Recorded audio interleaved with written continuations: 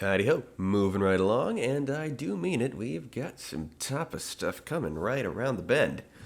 Again, I just hope there's nothing worth talking about for the next 5 weeks, because we are that many episodes away from the end of Season 1 of the podcast, and then we engage TAPAS Phase 2, which includes bringing back the Team Salmon segment so we can talk about some shit we're actually doing, so we're gonna be sure to do shit by then, hopefully not before then. I feel good. Do you feel good? I think this can happen. Here's hoping it does take only 5 weeks. Starting now, because as I write this, I'm already 2 weeks late. I did no podcast tasks whatsoever the past 2 weeks. Better luck next time. Always better luck next time with this dang old executive dysfunction. So this chapter select thingy started appearing on all my videos. Because I specify time codes in every video about when I do which segment, and they've automatically converted those to time codes to chapter select into the videos. I've been seeing that in YouTube videos in general since, I think, just last summer. I guess it's made its way to me finally. Well, I'm going to totally have to change every video description so the time codes actually read better now as a chapter select. so I'm not describing each time code in such great detail. It doesn't look good on a video. Whether or not I have the time for it, I'm going to do that. It's just for sure an obsessive-compulsive thing I'm going to have to do. I like things neat like that. Wait, the chapter select is gone now. It's not on my videos anymore, and apparently it's supposed to only appear on channels with over 1,000 subscribers, among other qualifications. Regardless, gonna put the organized chapter select thingies in there anyway. Gonna take some time to do that, make it all neater whenever the channel hits such numbers that those will be relevant and actually show up again. New plan, change of plans. You see, for the first time, I'm getting this podcast done well before intending to release it. Instead of making the podcast part of my day, every day for a week, and releasing it that week, which has always been the plan, even if it hasn't succeeded since episode 16. Instead of making it my entire day, every couple of days, with the due date several weeks in the future. And hopefully, that'll get me a buffer built up, and later on down the road, all I have to worry about is releasing a number of podcasts and retrospectives, just, one every week, which have been done for some time. So the premise is, working really hard now so I can relax a little bit later, instead of working steadily, which, sounds really ill-advised when I say it that way, but the steady pace thing, it's never worked out, so let's see how this new buffer plan goes. Incidentally, this channel has 20 subscribers now. Over the past couple of months, 4 or 5 total strangers, as far as I can tell, have signed on for some reason, whatever their reasons are. They haven't told me, because I haven't gotten any comments from strangers or anything. Hey, if you're out there, new people, give me a little greeting. Tell me what's up. Your support means the world to me. I'm gonna jump right into K&K. It's still 1996, and we're starting off today in the same breath as introducing the segment proper with 96's entry in the animated canon, The Hunchback of Notre Dame. Often derided at the time of its release, it's now regarded as among the best, most dramatic, most adult films of the Renaissance. I, for one, think it's super duper amazing. Let's jump in. And as we begin, it tells me, rated G contains tobacco depictions. Really? Really? Is that the only thing you might want to warn people about? This film is freaking intense, Disney. Have you seriously never noticed? I guess it's not intense in a not-for-children way. I don't know what I'd say as far as content warnings, so, yeah, fair enough, I guess. We open with silence, followed by a Latin church choir well before the Disney logo even starts to appear. They really just... My God, this film kicks so much ass before it's even started. They take us right into the opening number, Bells of Notre Dame, which is 6.5 minutes long.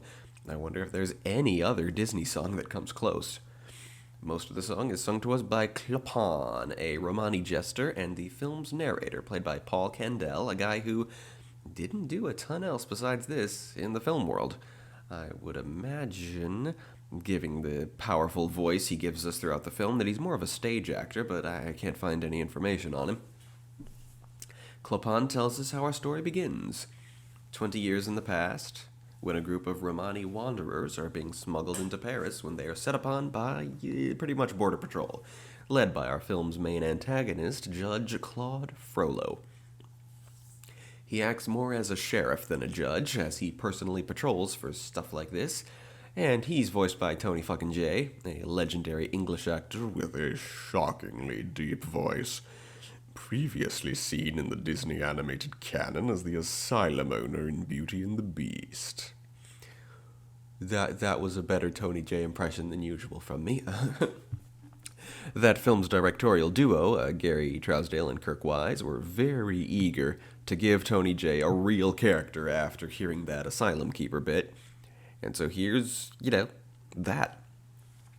Frollo is easily not only the very darkest Disney villain of all time, but the most meaty as well. He's certainly the one with the most screen time over the course of the story, He's there for the whole movie, and he makes it.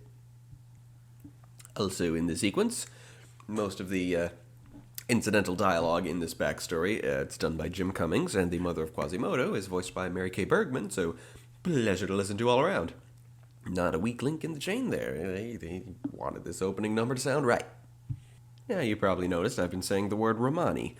That's a word that's relatively recently come into common usage as a replacement for the G word, which is a racial slur with connotations of laziness, drunkenness, freeloading, thievery, and everything else that stupid and evil people associate with illegal immigration. A lot of people didn't know this for a very long period in history, so the G word is used quite openly throughout this film. I'm not going to hold it against the film. Like I said, that word being a slur is a very recent development. For a long time, it's just what this ethnic group were called. Most people think that the word refers to traveling fortune tellers and whatnot. No, it's a word that refers to the Romani people, and now an offensive one. The Romani originate in northern India, and are known for being, very itinerant, in a way that now has them spread across Europe and probably northern Africa, considering I'm pretty sure the G word is derived from the name of Egypt. Well, I'm educating you. If someone scams you, you can't say you got gypped. That term is derived directly from the G word. I probably shouldn't even have said it just now. Anyway, as the guards round up the would-be immigrants, a woman escapes, fleeing to Notre Dame Cathedral for sanctuary from the law. That's a thing you could do in churches back then, and a motif in all versions of this particular story. But Frollo chases her down on his horse and murders her. Well, he Disney murders her in that his grappling with her causes her to fall down some stairs and hit her head. You can't get straight up murdered in a Disney film, but this is about as close as it gets. He discovers that the bundle she was carrying was a baby with severe facial deformities, and he prepares to throw the baby down a well, but is stopped by the Archdeacon, played by David Ogden Stiers. Major favorite voice actor for Disney in this era, Stiers, and he's real good. In the book, Frollo was the Archdeacon. But, as dark a bad guy as he is, they don't go so far as to make him a clergyman as well. They don't make him an evil clergyman, and they figured it would be better if he had actual legal authority, that, he'd be more menacing that way. The Archdeacon tells Frollo off for killing the woman and being about to kill the baby, and for the first and last time in his life, Frollo fears he may have sinned just then, and asks how he can atone. The Archdeacon tells him to bring up the child. Frollo arranges to keep the baby locked in the bell tower where no one can see him. And so, Clopin tells us, the baby is given the name Quasimodo, a name that cruelly highlights his deformity. And he asks us, who is the monster and who is the man? I mean, that's not a very philosophical question. There aren't any actual monsters in the world for us to wonder that about. And Clopin finishes the number with an amazing high note, and we fast forward to 12 years later. Did I say 12? I meant 20. Similar words there. Quasimodo is voiced by Tom Hulse, and, very soothing voice. He's not deaf, like in most versions. In most versions of the story, he has severe hearing damage from all his very up-close and personal bell ringing. But here, he's the lead in a musical, so that wouldn't work. He's definitely a brilliant piece of character design. Trousdale and Wise are good at that. It's not unlike the Beast from Beauty and the Beast. Quasimodo is obviously extremely deformed in appearance, but he's not remotely frightening or unappealing to look at. It's a true miracle of animation. Just like how they came up with the Beast, who was truly beastly, but also not unappealing at all. Along with Quasimodo, we meet the most divisive element of this film. Well, I wouldn't call it divisive. I'm pretty sure nobody likes them. Quasimodo's possibly imaginary stone gargoyle friends. Hugo, an obnoxious New Yorker voiced by Jason Alexander. Victor, a stuffy Brit voiced by Charles Kimbrough. And Laverne, a crotchety old lady voiced by Mary Wicks, who died during production and had some of her lines filled in by Jane Withers. The gargoyles are comic relief, and many will agree this film is a drama, and if it needed comic relief, which, it did, I think their levity was needed, it didn't need it that much. The gargoyles' throttle was turned up way too high. Hugo, in particular, just has a few too many goofy one-liners in what should have been serious moments. But Quasimodo having a Calvin and Hobbes-like relationship with some cathedral gargoyles who may or may not only exist in his head is a very solid premise. And the way the three of them encourage Quasimodo in a way that often seems like they're saying what he'd like to believe or is simply internally debating with himself, it's very, very well done. Just a few too many jokes, I think. Again, with Hugo in particular, I could tell Disney was trying to replicate the Genie, and almost had it, but didn't learn moderation. Even as a kid, I've never been fond of the gargoyles' designs, that they have stone bases they hop around on instead of legs. I mean, most gargoyles have feet. It's weird. As we soon see, it's the annual Feast of Fools, and Quasimodo isn't content to just watch like he does every year. So the gargoyles all but insist that Quasimodo sneak out and go, to start living a life of his own. But he's frightened of Frollo, who dislikes the Feast of Fools in particular, and of course forbids Quasi from leaving the bell tower in general. Quasi, that's what the gargoyles call him, and pretty sure Esmeralda calls him that a few times as well. I like how Disney does that often, giving old literary characters nicknames, like how Genie almost exclusively calls Aladdin Al, and how, pretty much all the main characters of Hercules have nicknames. Just as they convince him that he can sneak out, we get the first scene between Frollo and Quasimodo, as Frollo brings Quasimodo his lunch. We get some implication that Frollo ain't the best homeschooler. Quasimodo is 20 and seems to still be learning his letters, even if most of the vocabulary words he rattles off are rather advanced. But soon, F is for Festival slips out, and this brings us to another very large musical number. Out There. This is a legit musical, The only thing keeping it an animated musical instead of a real musical is that, well, for starters, it's animated, and secondly, the amount of songs is rather low. But these are very long songs that weave very directly into the fabric of the story and characters. Apparently there's a stage musical version of the film, but it's only ever been performed in Germany. That's pretty strange. Think it would work rather well on Broadway, or not. I don't know how well Disney stage musicals work at all. It's not like any of their stories actually need more songs, They got songs. So Out There is a two-parter song. Hang on. Before it begins, Frollo reminds Quasimodo of, the lie he told, that his mother abandoned him on the cathedral doorstep, That old chestnut is the fake backstory Frollo gave Quasimodo about himself, which, now that I think about it, I think is actually true in the book. I could be wrong. I haven't read the book. I've just seen many adaptations, and I keep in mind what's consistent across them. Anyway, two-part song. In the first part, Frollo brings down Quasimodo's confidence by telling him the world is cruel and wicked and that no one but Frollo will ever accept him. As Frollo leaves, Quasimodo then sings his half of the song, which is much longer and more upbeat. But how he wishes to spend one day out in the real city like a normal man. One day, he swears, and he'll be satisfied for the rest of his life. Man, that's pathetic. That is Twilight levels of pathetic. You gotta feel bad for the guy. Hey, I spotted Belle wandering around reading. You know they had to do it, but it's still cute. And Tom Hulse, excellent singer, very tender and bright. So not a lot of magical or speculative elements in this film, just the gargoyles. And the gargoyles in K&K are, of course, based on the gargoyles from the TV show Gargoyles. It's been over a year since I recorded my retrospective for that show. I swear it's coming, just have to finish the Little Mermaid retrospective first, and I'm getting there. That is fast approaching. It's nearly done. That being said, I've often considered what gargoyles are in most fantasy stories that aren't the TV show Gargoyles. Is elemental or construct guardians made of stone. In both gargoyles and mainstream fantasy, gargoyle statues outside of cathedrals and such are said to be inspired by Gargoyles the creature, to kind of ward people off, to make them wonder if it's just a statue or if there are actual guardians in place there.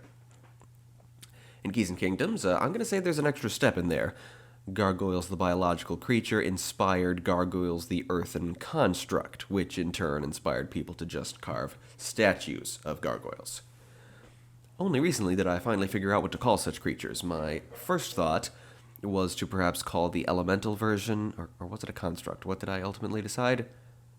I decided construct. Okay, a construct with elemental powers makes sense. So, my first thought was maybe I could call it a grotesque, which is the technical name for a gargoyle that does not function as a waterspout. Yes, in architectural jargon, lingo, a monster statue is only a gargoyle if it's also a rain gutter, though the word gargoyle derives from gargle because it's gargling the water.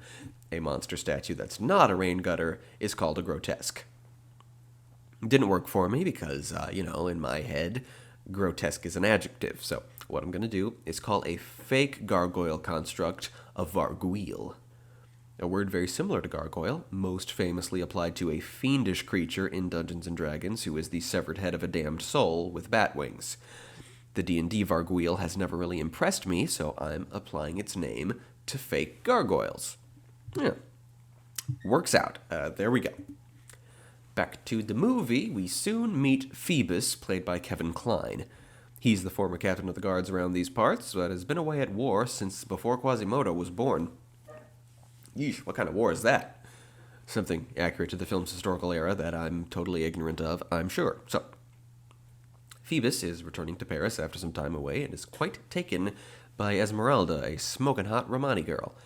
Now, Esmeralda, I was gonna say, but I looked it up. She's 16 years of age in the novel, but due to the maturity that the Disney version seems to possess, it's generally believed she's slightly older than Quasimodo. Okay.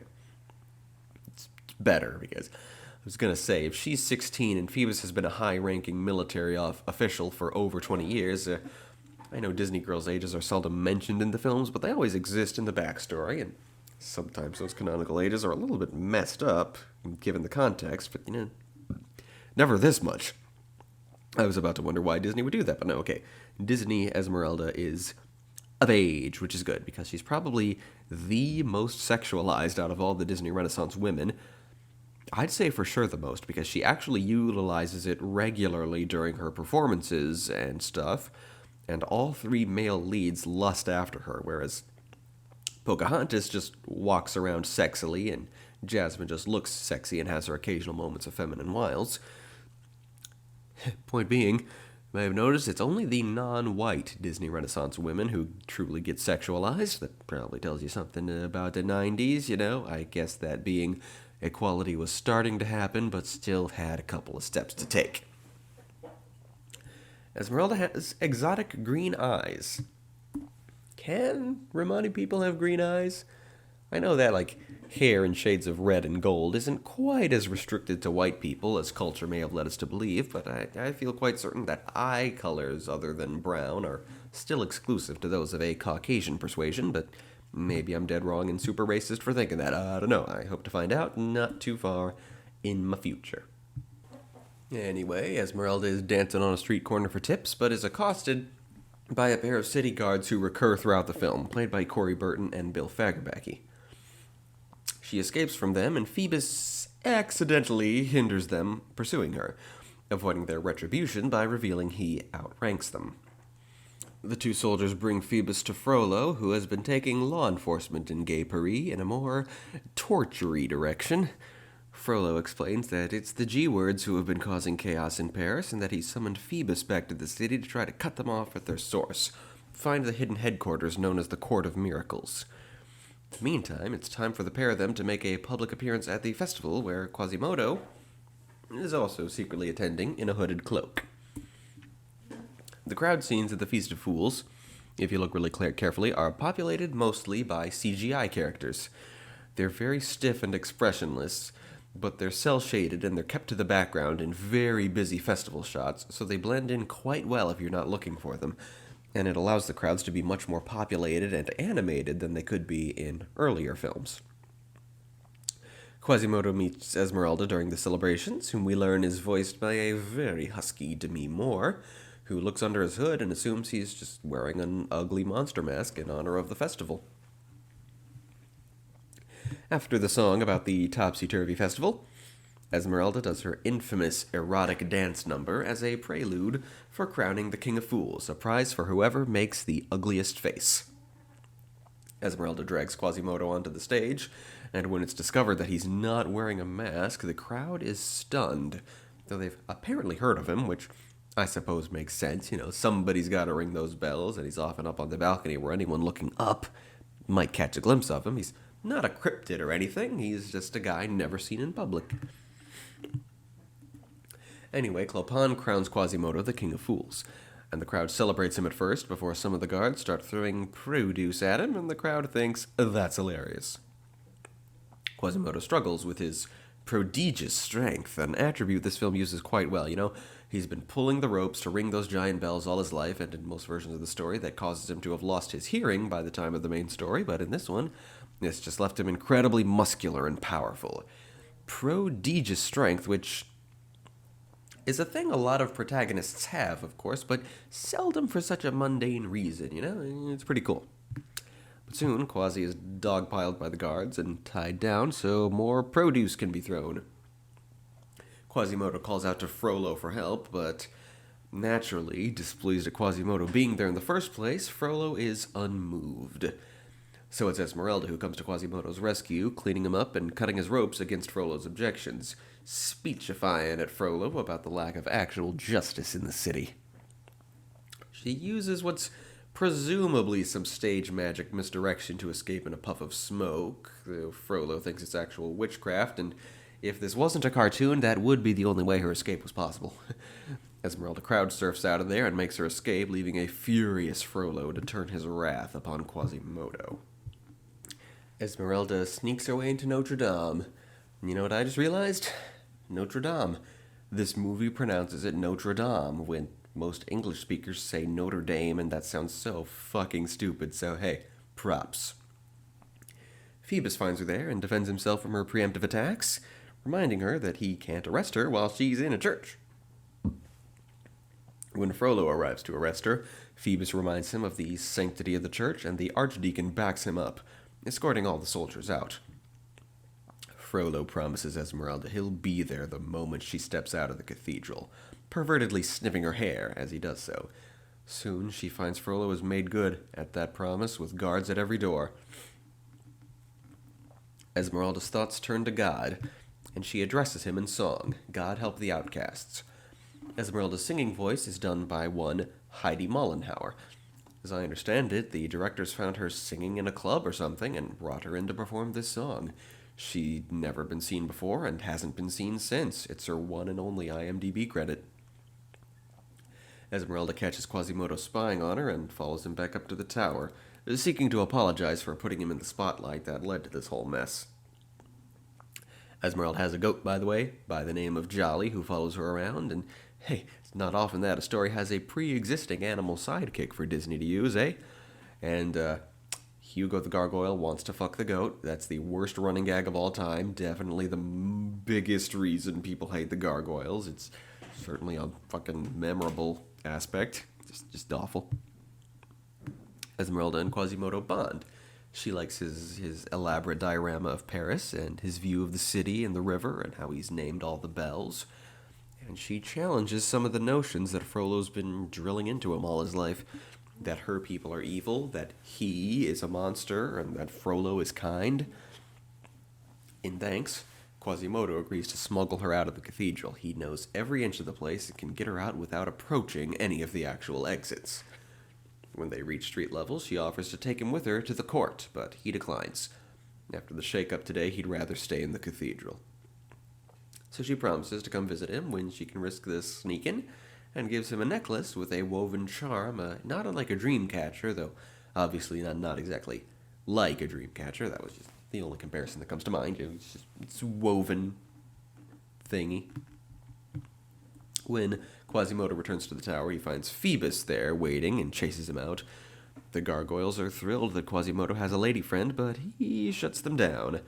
He doesn't have a face for romance, so he claims.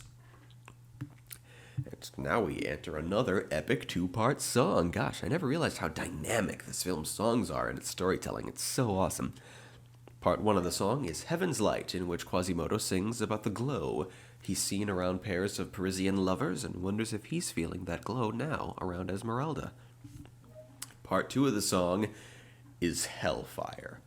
It needs no introduction. What can I say about it that hasn't been said before? Frollo prays to God for guidance about the uncontrollable burning hellfire of fucking lust he feels for Esmeralda, begging the Lord to let him either see Esmeralda burnt at the stake so he can get her out of his head, or, failing that, let him have her. How many Disney villains are motivated by racism and lust for someone they're racist against? All while thinking they're the hero of the story. It just gets me so fucking hyped, I swear. After listening to the song and typing this, it was as if coffee was injected directly into my veins. I am pumped. The following morning, Frollo, having gotten word mid-song that Esmeralda was no longer in the cathedral, starts tearing Paris apart looking for her, finding lots of other Romani refugees along the way and offering increasing sums of money for her location. No one squeals, and Phoebus becomes increasingly glary about all these proceedings, culminating when Frollo suspects a mill owner of having sheltered Romani folks. The miller, clearly being the type who rents to all weary travelers and pays no mind to their ethnicity. Frollo places the miller and his family under house arrest, barricades them inside, and orders their home burned down. Phoebus flatly refuses to commit this act of blatant murder, so Frollo does it himself. The house goes up in flames crazy fast, and Phoebus rescues the miller's family. Frollo seeks to have Phoebus beheaded for insubordination. Esmeralda, hidden among the crowd of onlookers, slings a stone at Frollo's horse to disrupt the proceedings. Ooh, the sling. That most primitive of weapons. Who's the last hero you saw who rocks a sling? I'm thinking it was David from the Bible, and that was a while ago. Not a ton of other slingers out there, not a ton at all. Except for, I suppose, most second edition clerics, because back then, clerics weren't allowed to wield any sharp weapons, so a sling was their only choice for ranged combat. But that's just D&D, Anyway, her gambit works. The horse rears up in alarm. Everyone is distracted, and Phoebus hijacks the horse and rides off. Frollo, rather memorably, orders his soldiers to shoot Phoebus, but not hit his horse. The guy has priorities in order. Phoebus takes an arrow to the shoulder and plummets into the river. When Frollo's men leave him to his fate, Esmeralda heroically leaps into the river to retrieve him. Soon, Paris is in flames, and Frollo ponders, finally realizing that the only way Esmeralda could have slipped past the guards was if Quasimodo helped her. Back at the cathedral, Quasimodo and the gargoyles fret about Esmeralda's fate. But the gargoyles are sure that she'll be out of harm's way soon enough and be back to see Quasimodo. Then they sing A Guy Like You about how Quasimodo has this relationship in the bag. Poorly timed. They're singing like this while the city is in flames. I would have put this scene before he started tearing the city apart. Better taste that way. But of course, then there'd be almost nothing separating Hellfire from A Guy Like You, and that's not very good musical structure either, so can't win with this song, I guess. That would be the time you cut a song out, but guess they didn't do that. Despite the bad timing, it's a good, fun song, very good sidekick song. Sidekick songs are, they're a tier below villain songs, but they're still better than hero songs, in my opinion. And it was interesting to me to see Jason Alexander carrying most of the song. If you didn't know that Jason Alexander is an experienced musical theater veteran, which I didn't. I associated him as being a sitcom guy, so it impressed me that he could sing. Esmeralda turns up at the cathedral with a big, strong friend carrying the wounded Phoebus, and tends to his arrow wound. As the chemistry between Phoebus and Esmeralda grows, Quasimodo starts to panic and completely falls into despair when the two of them kiss. Despite this, Quasimodo is sure to get Esmeralda and her friend out of Dodge when he sees Frollo approaching and keeps Phoebus hidden and safe. Some guys wouldn't have that kind of decency. I'm not saying Quasimodo deserves a prize for that act, but some guys wouldn't have the basic decency. Frollo tries to pass this sinister visit off as one of their usual lunches. Very sus. I have never before said the word sus. It's probably because I've never gotten around to playing Among Us, but anyway. Quasimodo is flustered, which produces some smugness from Frollo. I have to admit I like Frollo's tactic here, He keeps playing the whole thing off as just a normal visit, that he's just making sure Quasimodo is okay, and, Quasimodo is not buying it. He's just getting increasingly panicky, which Frollo goes for, and then he very suddenly starts screaming at Quasimodo about how he helped Esmeralda escape, and it's his fault Paris is on fire. That's very evil. It's evil. From there, Frollo bluffs that he's found the Court of Miracles, and that he's going to attack at dawn. So once Frollo departs, Phoebus and Quasimodo set off to prevent his attack.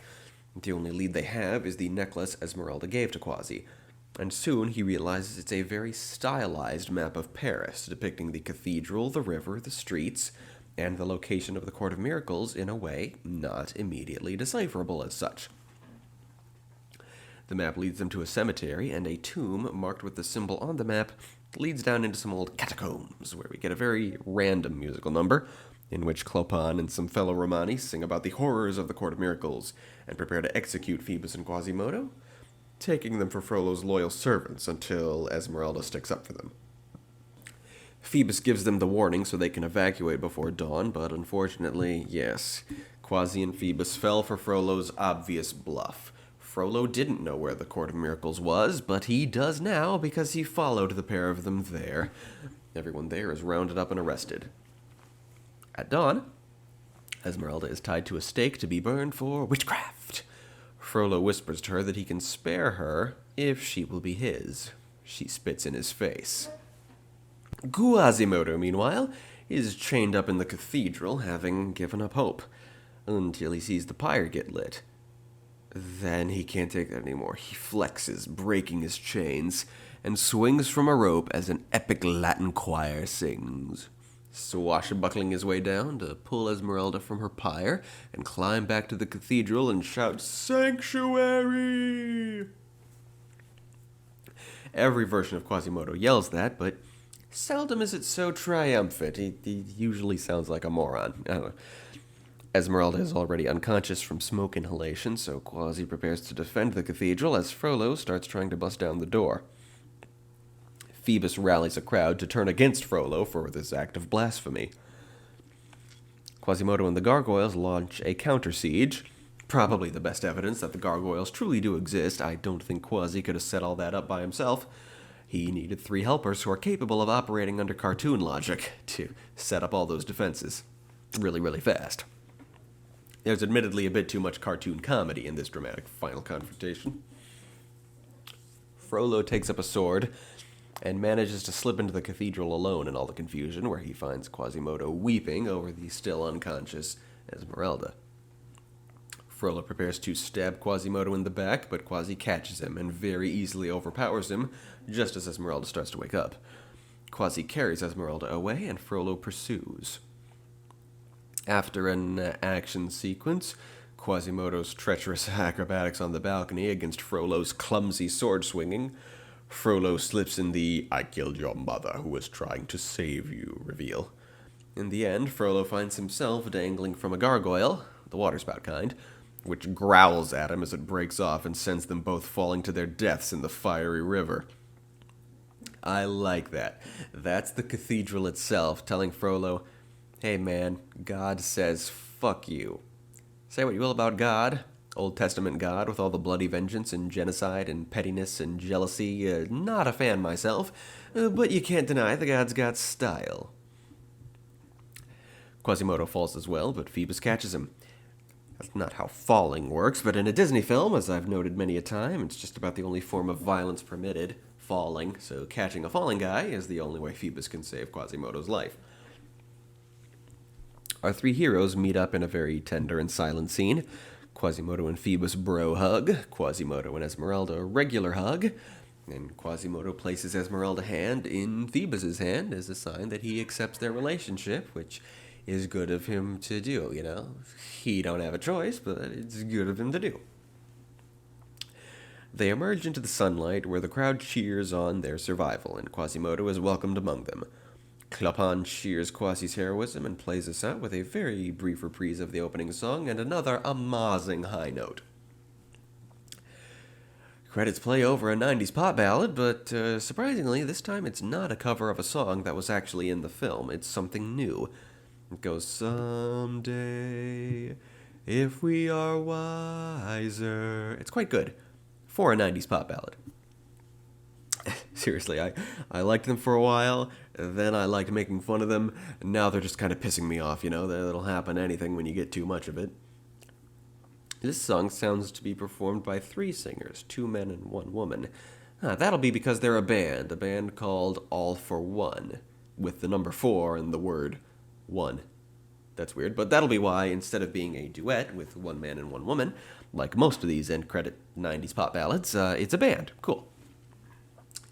Alan Menken was our composer here. He does all the good ones, and his lyricist was Stephen Schwartz. I can't recall if they've worked together before, and on what. One name in the story department that caught my attention was Jifwi Bodo.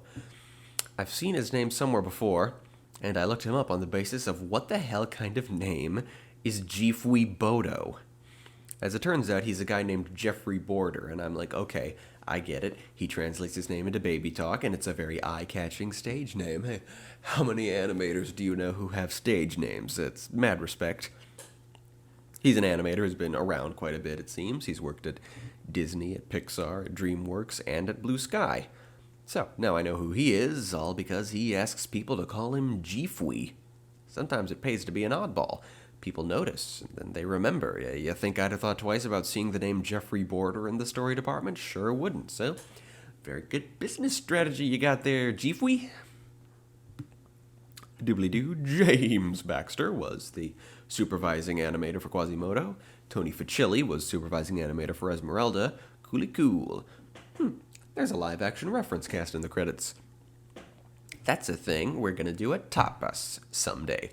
We're realizing the importance of human photographic reference or video reference in our art. We're trying to finish the pilot episode of The Choices without it, but in the future, that'll be a part of our production pipeline. We'll be creating a photographic version of our storyboards before we have folks draw said storyboards.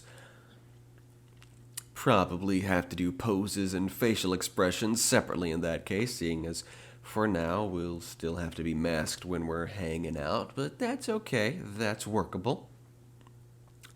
And I jumped out of my skin at the discovery that after the credits, there's a very brief moment of Hugo very loudly saying goodbye to us. That was alarming. Anyway, Hunchback of Notre Dame. It's a very, very different film for Disney, and wasn't celebrated for it at the time, but I'm glad my generation sees it for what it is, because it's fucking awesome. It is some of the best animation I've seen so far, great character designs incorporated with it, spectacular voice acting, and simply unbelievable musical storytelling. Glorious. Next we're doing Aladdin and the King of Thieves. Yep, the entire Aladdin trilogy was done before any other sequels got whipped out. The Aladdin TV series came between the second and third Aladdin films, but not really anything you need to know in that area continuity-wise. You can easily assume nothing of note happened between Return of Jafar and this film. Early in this film, they even mentioned the defeat of Jafar, as if that was the biggest problem they've ever had, even though, they've done 86 TV episodes since Jafar got super dead. Saw a comment on YouTube recently that said Disney Toon Studios basically just makes expensive fan fiction.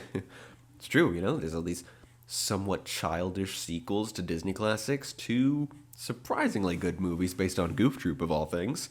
Plenty of Winnie the Pooh content, and then they switched over to Tinkerbell's early life and explorations of the far corners of the Cars universe. It adds up, it's all fan fiction. But, really, anybody who writes a sequel and didn't write the original, or joins the writing staff of a TV series after it started, that's pretty much fan fiction regardless, if you think about it. We open with the 40 Thieves standing over Agrabah, waiting to strike.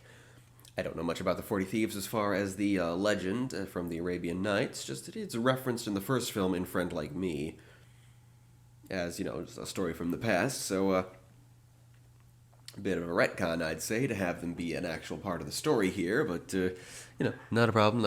It's a problem the Shrek movies face a lot, because, they've got, every fairy tale character ever in the background, and so when they need someone to be part of the plot in the next movie, it's often someone who was completely different when they appeared in the background in a previous film, And from there, we travel into Agrabah, where an old man asks Razul about all the commotion in the streets. Razul retorts that it's the princess's wedding day, and he expresses distaste for the street rat groom. How the old man responds to Razul dissing Aladdin, well, all the viewers could probably anticipate, because it's rather obvious that the old man is voiced by Robin Williams. That's right, after Dan Castellaneta took over for the first sequel in the TV show, Robin is back for one final, non-educational turn in the role. Apparently, Dan actually did quite a bit of work on this film, which Robin then replaced. If that's true, I'm gonna guess it happened well before the animation stage, because the Genie is just so very, very Robin Williams-y in this film. Excessively so, that there's no possible way that his material was written for Dan. Robin ad-libbed it for sure. Genie plays us in with the opening number, Party in Agrabah, basically about how he's personally painting the town red, going all out with his powers to make sure his best buddy's wedding is frickin' awesome. Aladdin, meanwhile, is digging around in his old street rat apartment, finding an old box he had hidden away there, containing a finely crafted dagger he inherited from his father, wearing it on his belt as an impromptu bit of good luck, positive energy for his wedding. Aladdin admits to Genie that he's been feeling wistful about how he never had a father to teach him to be a man. With you there, buddy. In ordinary conversation, I'll insist that I didn't need any stinking father, that I'm better off without, but then you get me really thinking about it, and I'm inconsolable, man.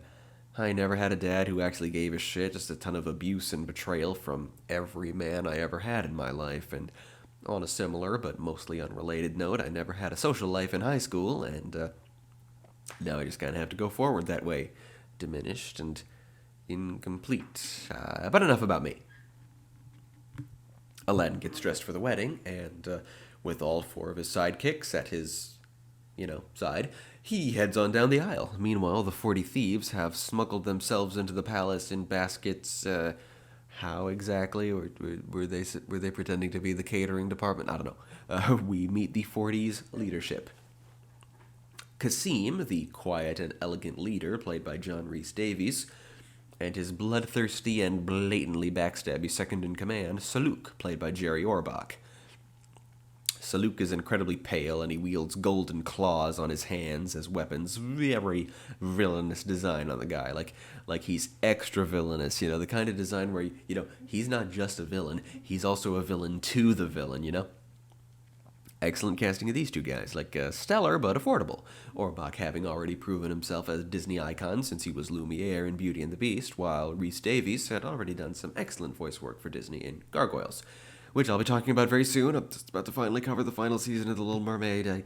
I said that already. Genie does a little skit where all sorts of very important people are coming to the wedding. Cleopatra, Julius Caesar, Osiris, Moses, Thor. The wedding begins. Jasmine's got some generic bridesmaids, and I'm told that there's a bit of continuity here with the TV series, that several recurring friends and allies from the show are here attending the wedding, but I haven't been able to spot any. I can appreciate how multicultural the guests are. They're from all over, and they put some effort into character design there. Jasmine walks down the aisle with her dad, and damn, Val Betton's voice for the Sultan has changed a lot since Return of Jafar. It's much deeper now than it was before. As the wedding proceeds, well, I'm going to say I don't think this is what a 15th century Muslim wedding looks like. It's very Western in the staging, if not the costumes, and we don't get to see who's officiating the wedding because, they don't want to get all Islamic with it. What do you call a priest in Islam? An imam, I think? I don't know. And the 40 Thieves begin to make their move. They, too, have lots of unique designs. I don't know that any apart from Kasim and Saluk get names or anything, but plenty of them do indeed have identities, motifs, weapons of choice, and combat styles. Yeah, there probably aren't 40 unique members, but there are enough to make their scenes pretty visually interesting, dynamic. They set off an elephant stampede that wrecks the wedding hall, creating pandemonium so the 40 Thieves can start attacking themselves. While Kasim sneaks into the room where they're keeping the wedding presents, he's looking for the thieves' real prize. He finds himself faced with Iago, who has made it clear at this point that his only interest in the wedding is in the chance to partake in some wedding gifts. He challenges Kasim, but ultimately he's still just a parrot, and Kasim overpowers him easily and finds his prize, a big golden scepter. Aladdin himself catches Kasim in the act, and Kasim grandly proclaims himself the King of Thieves. Genie, having spent most of the thieves' attack holding the palace together, finds he's, failed at that task, so he shifts his priorities, personally fending off the attackers, most of whom flee at the very notion of having to face a genie. Jasmine gets a pretty good moment in the fight as well, ambushing one thief and punching him out, while still in her wedding dress, and pissed at her wedding being ruined. Aladdin defeats Kasim in battle, winning the scepter back from him, and Kasim makes his escape along with the rest of his men. Agrabah has won the day, but now they basically have to rebuild the palace if they're to go forth with the wedding. Genie gets right to work on that instead of, just snapping his fingers and doing it. I'll let that go, you can't really tell any kind of story that has conflict if you let the all-powerful Genie in your main cast actually be all-powerful. Meanwhile, Iago takes up the scepter that the King of Thieves was trying to steal and wonders why they were after that in particular. And the scepter gives him an answer. As it turns out, the scepter is home to an ethereal, ghostly oracle, played by CCH Pounder, who explains that the King of Thieves wanted to use her to find the ultimate treasure. The question of why an almighty oracle was among Jasmine's wedding gifts, Genie raises the question, but we get no answer. Iago wants to know where this ultimate treasure is, but the oracle tells him she can only answer one question from every seeker, and he blew his one question when he asked why the King of Thieves wanted her. However, the oracle, perhaps on account of being a wedding gift for Aladdin from somebody... Seriously, why was she among the wedding gifts, and how did the 40 Thieves know about it ahead of time? Because the plot, I suppose. What was I saying? The oracle offers Aladdin a bit of advice about using his one question, telling him that many questions about his past can be answered if he puts forward the right question about his father. Fade to black. Fade to black. This is a movie, Disney Toon Studios. You don't have to cut to commercials.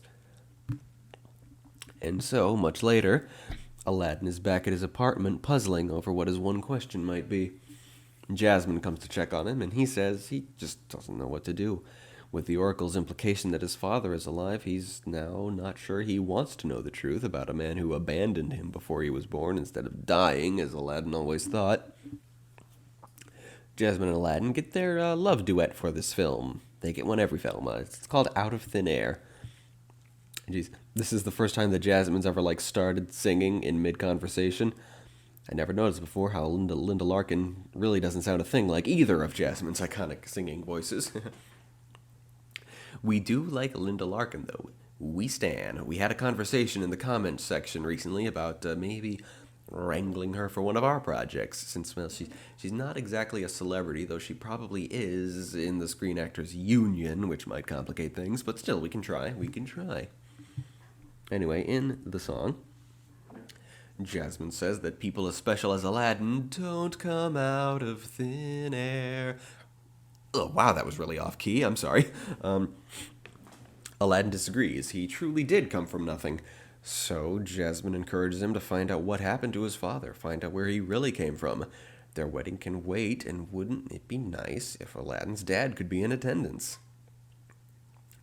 So Aladdin summons the oracle and asks her his one question: where is my father?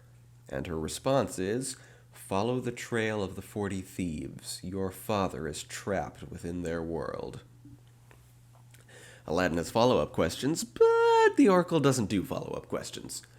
So Aladdin has a quest now: find the 40 thieves. How convenient that they've just met. And he will find his father. Let's talk about oracles.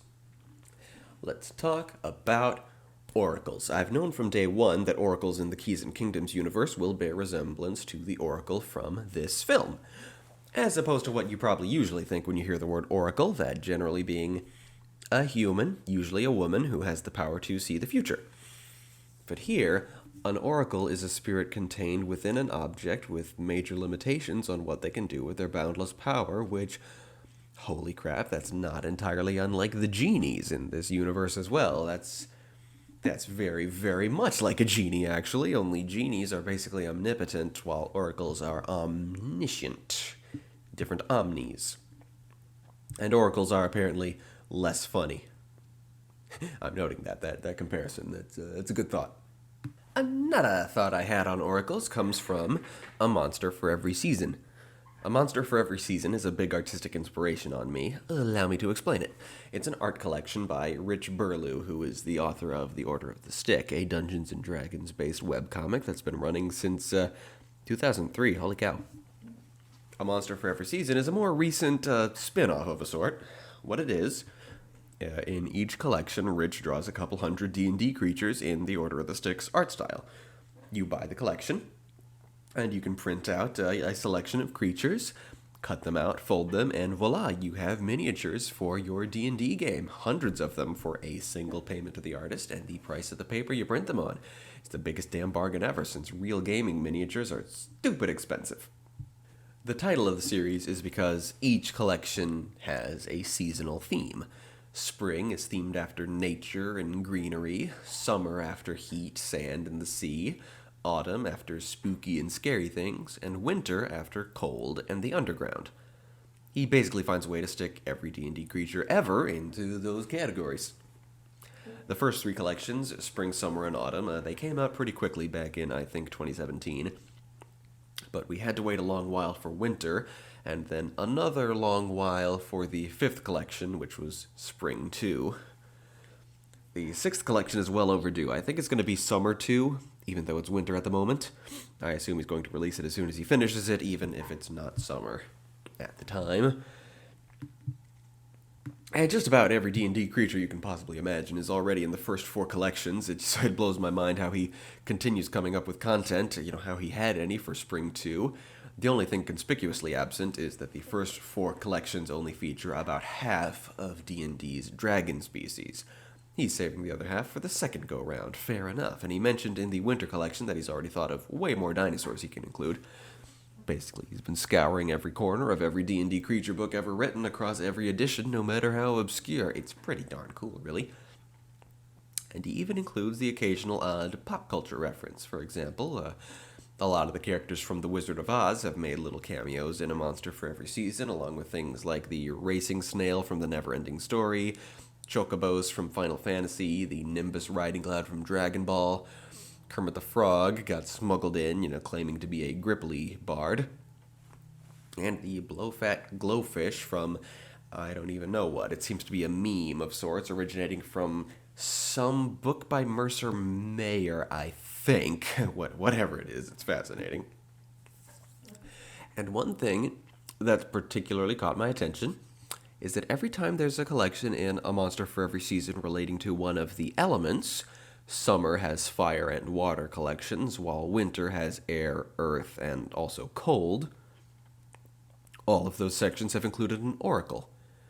These oracles appear to be impossibly tall women made entirely out of the element they represent, rising out of some sort of interdimensional portal in the floor. And they are fascinating and beautiful, and I don't know what they're from. I can't find any reference to elemental oracles anywhere in D&D or Pathfinder, but they're super cool. And that's what I want oracles in K&K to be. To be like the oracle from this film, but elemental. That was a very long tangent, I apologize. Oracles! Next scene! Aladdin follows the oracle's advice and treks the 40 thieves through the desert, riding on carpet and accompanied by Abu and Iago. Genie is staying behind with Jasmine to rebuild the wedding. It's a starry night when they catch up to the band of bandits who have stopped at the edge of the beach. Kasim declares, "Open sesame," which not only magically opens the secret entrance to their lair, as was the case in the original Alibaba story that coined that phrase, but it also parts the stretch of ocean that separates that beach from the secret entrance. Like Moses. Nice touch. According to Wikipedia, Open Sesame as a magic password may have come about due to the sesame plant, whose pod splits open when it reaches maturity, and might be a metaphor for hidden treasure, though no one knows for sure why the author of the Arabian Nights came up with the phrase Open Sesame. In the original story of Ali Baba and the 40 Thieves, Kasim becomes trapped in the 40 Thieves' hideout when he can't remember the password, basically guessing every grain he knows besides sesame. I remember being kind of confused as a kid by the fact that the King of Thieves in this movie is named Kasim, because that name is incredibly close to that of Gazim, Jafar's lackey from the beginning of the original movie. I wondered if maybe they were locked into it by the fact that that's the King of Thieves' name in the original Alibaba story, but no. In the story, Kasim is Alibaba's brother, not one of the 40 Thieves. I don't think the 40 have a king in the story, so they could have gone with something less confusing, is all I'm saying. The 40 Thieves ride into their lair, and Carpet does his usual stellar maneuvering to get our heroes in there as well, though Iago loses some tail feathers in the process, which reminds me of this set of Aladdin figurines I had as a super little kid. Just a set of toys of all the main characters, and I remember well that they were of very high quality, just with a few flaws.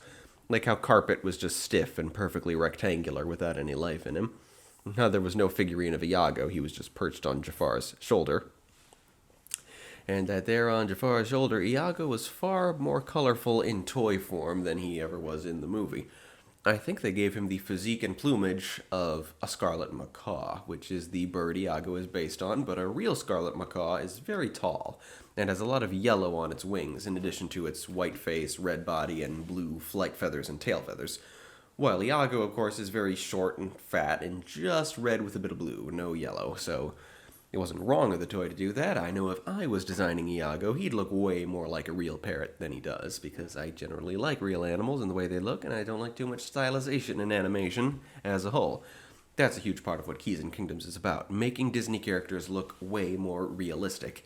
Even though Disney does that themselves a whole bunch now, and it sucks, but I'm still going forth with my basic idea of adding some realism to those kinds of designs. Point is, the toy looked a lot like a real parrot and not much like Iago. That stood out to me when I was, 3, 4, real tiny. It was in a location I can't really place in my memory, but the Aladdin toys I had at that place, they just came flooding right back to me after that gag with Iago's tail feathers. Funny how that happens. Aladdin spies on the 40 Thieves and hears Saluk complaining about Kasim's leadership. Aladdin hears Kasim's name for the first time and is taken aback. Kasim is his father's name.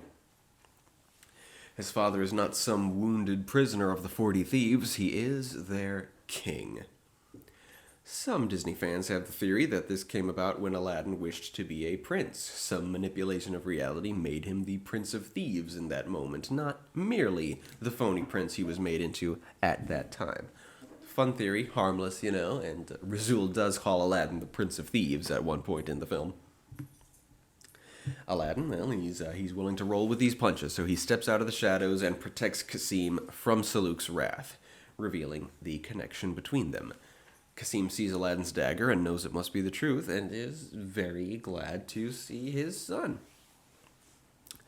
Regarding the 40 Thieves, like I said, they do have some pretty diverse designs and a few standout personalities.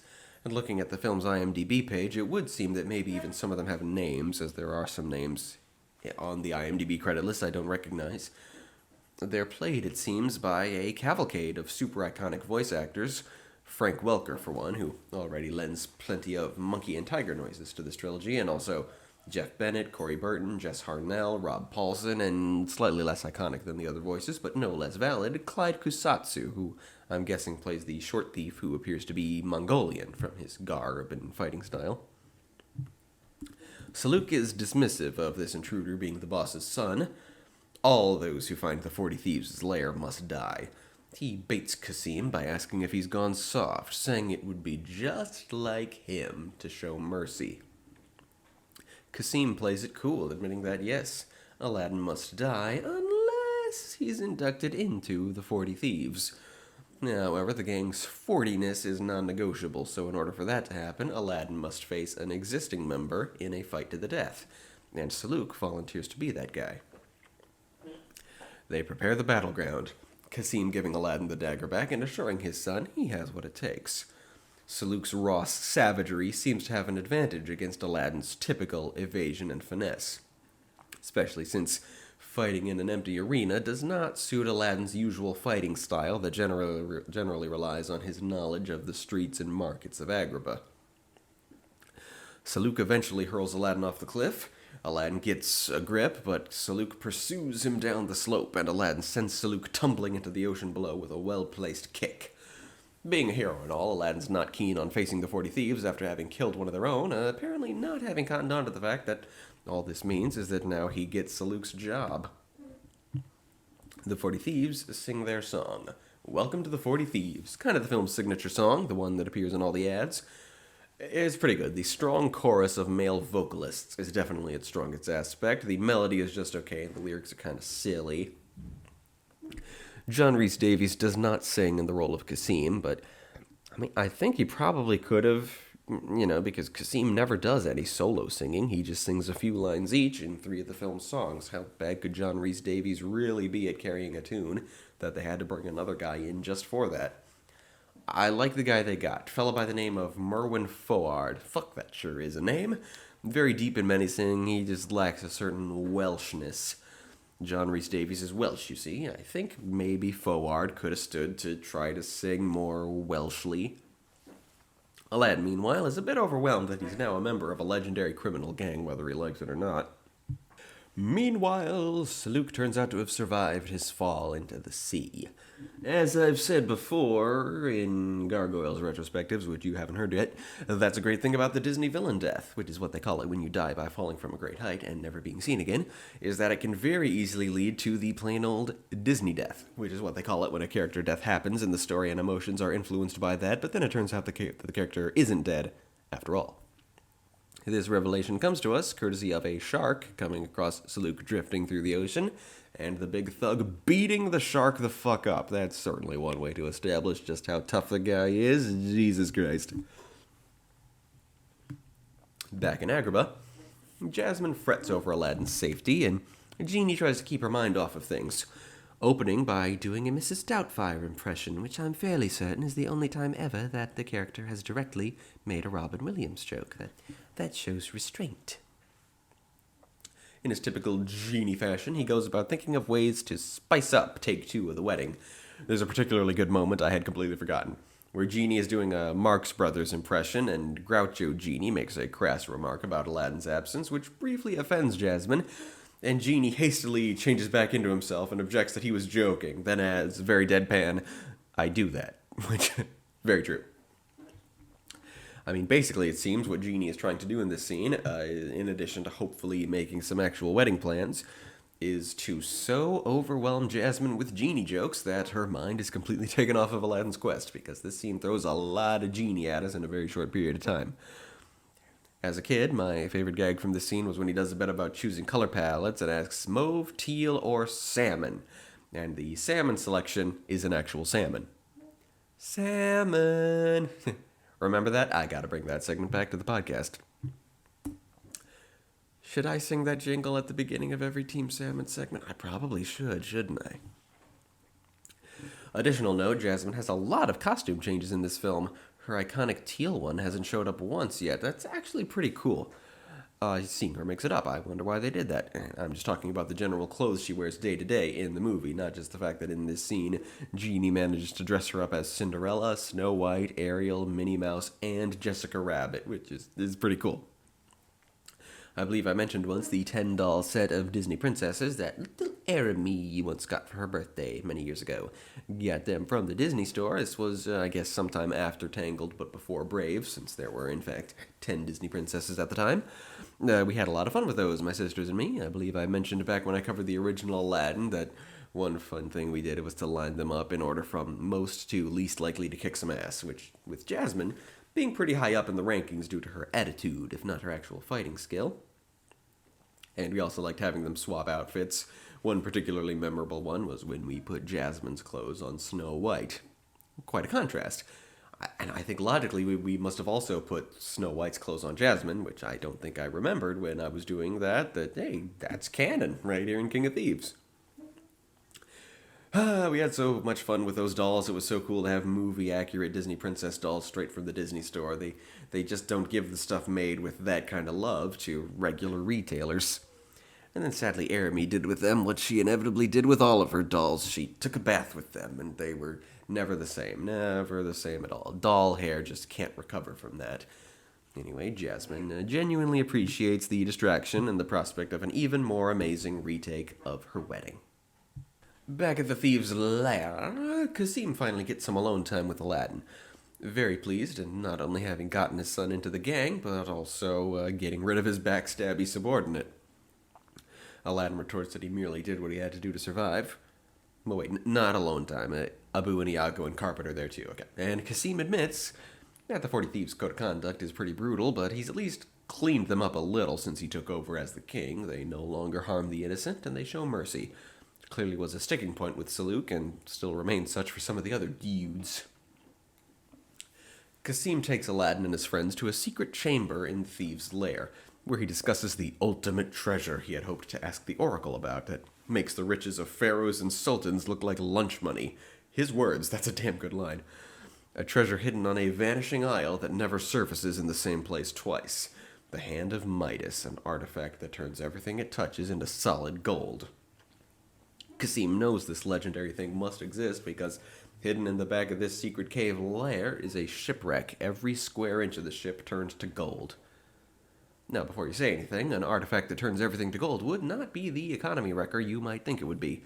In modern times, yes, having a shitload of gold around would make gold less valuable, but in Aladdin's time, not so much. The law of supply and demand is not a law of society, it's a law of capitalism, and capitalism was first put forth as a philosophical theory in the year 1776. Capitalism as a concept is the same age as the United States of America, probably not coincidentally, even though the guy who came up with it was Scottish. People complain about notions like having a big windfall of a ton of gold would devalue gold, but that's just not how things worked. In the medieval time period most fantasy stories take place in, things had a set value.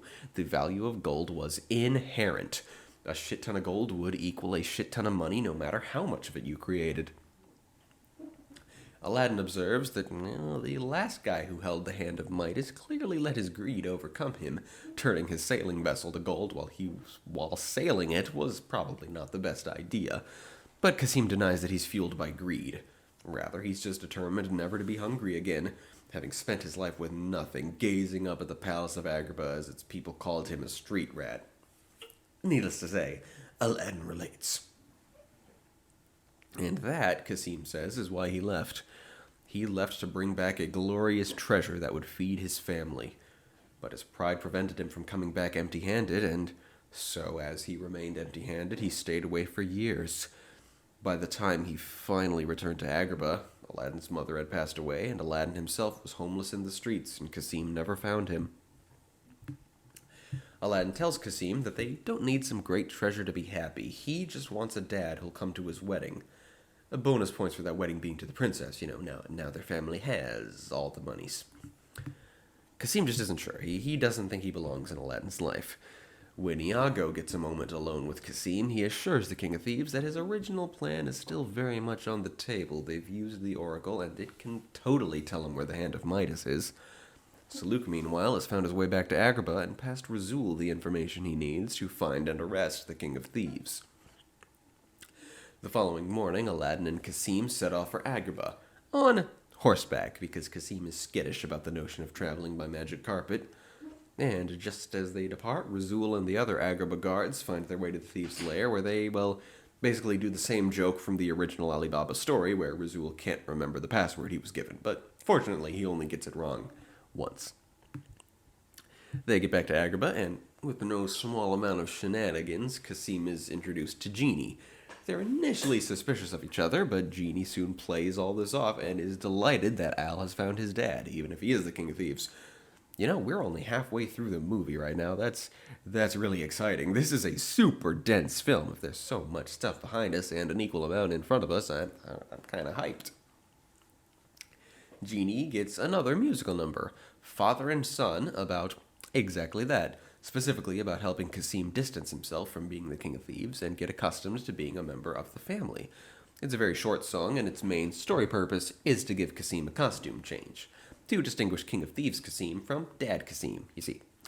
Costume changes can be important. I often like doing them just because, for no other reason but to visually distinguish one story arc from another, but there can for sure be occasions where they have big, symbolic, plot-relevant meaning, yeah? I do like this film's songs, the songs in both Aladdin sequels, really. They're no Alan Menken, but they're catchy and fun, and the vocal performances are really top-notch.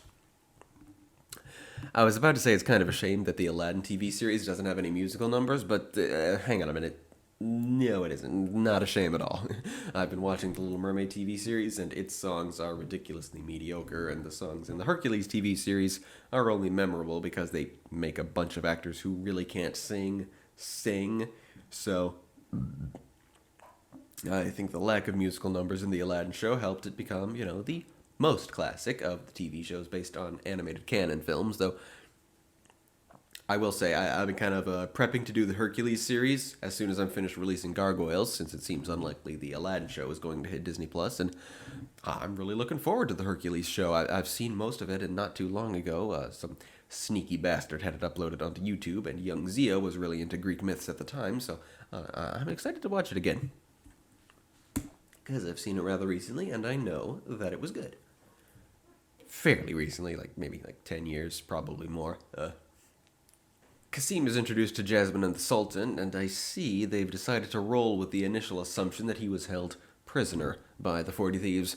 Oh snap, is Aladdin gonna lie to Jasmine again? Dude, when you do that every movie, that's kind of a red flag. Razul and his guys have rounded up most of the thieves, but have to explain to a very irate Saluk that the King of Thieves was not there. But soon, everything comes together. Saluk hears Aladdin's name. Razul wonders why Saluk associates Aladdin with the 40 Thieves. Saluk reveals that Aladdin's father is Kasim. Now, I try hard not to give you just a blow-by-blow of every little thing that happens in this film, but in the films. But this film, it's got pretty good dialogue. It bears repeating. Back to the wedding, take two. Aladdin's waiting for Kasim, and then there's kind of a famous moment here where Genie turns into Pumbaa and says, Hakuna Matata, and then looks really shaken up and says he just had an out-of-movie experience. Which doesn't make a whole lot of sense in retrospect all of a sudden, because that is far from the first Disney reference Genie's made in this film. They're all over the place, but hey, I like the opportunity this movie affords to have the Genie reference Disney movies that came out after the original Aladdin, Like Lion King, a bit earlier he made a Pocahontas joke. That was super recent at the time. It was definitely a Disney Pocahontas joke because he was dressed like her. For that matter, this is the only time in the franchise when Genie primarily relies on Disney jokes. He always makes some Disney jokes. He did some in the original movie, and I remember a few from the TV show, but primarily he relies on either celebrity impersonations or sort of generic character types for his gags. But here in King of Thieves, that's the only time the majority of his shtick is Disney references. It's actually pretty great. Anyway, even though it's time for the wedding, Kasim is just quick sneaking in to steal the Oracle Scepter. You know, one last job before retirement. But Razul is lying in wait to arrest him. Man, Razul sucks. He'd better have some big redemptive moments in the TV show. I just can't stand how the guy's number one priority at all times is to fuck over Aladdin. Razul reveals to Jasmine and the Sultan that Kasim is the King of Thieves, and even Aladdin is shocked to realize he was after the scepter again.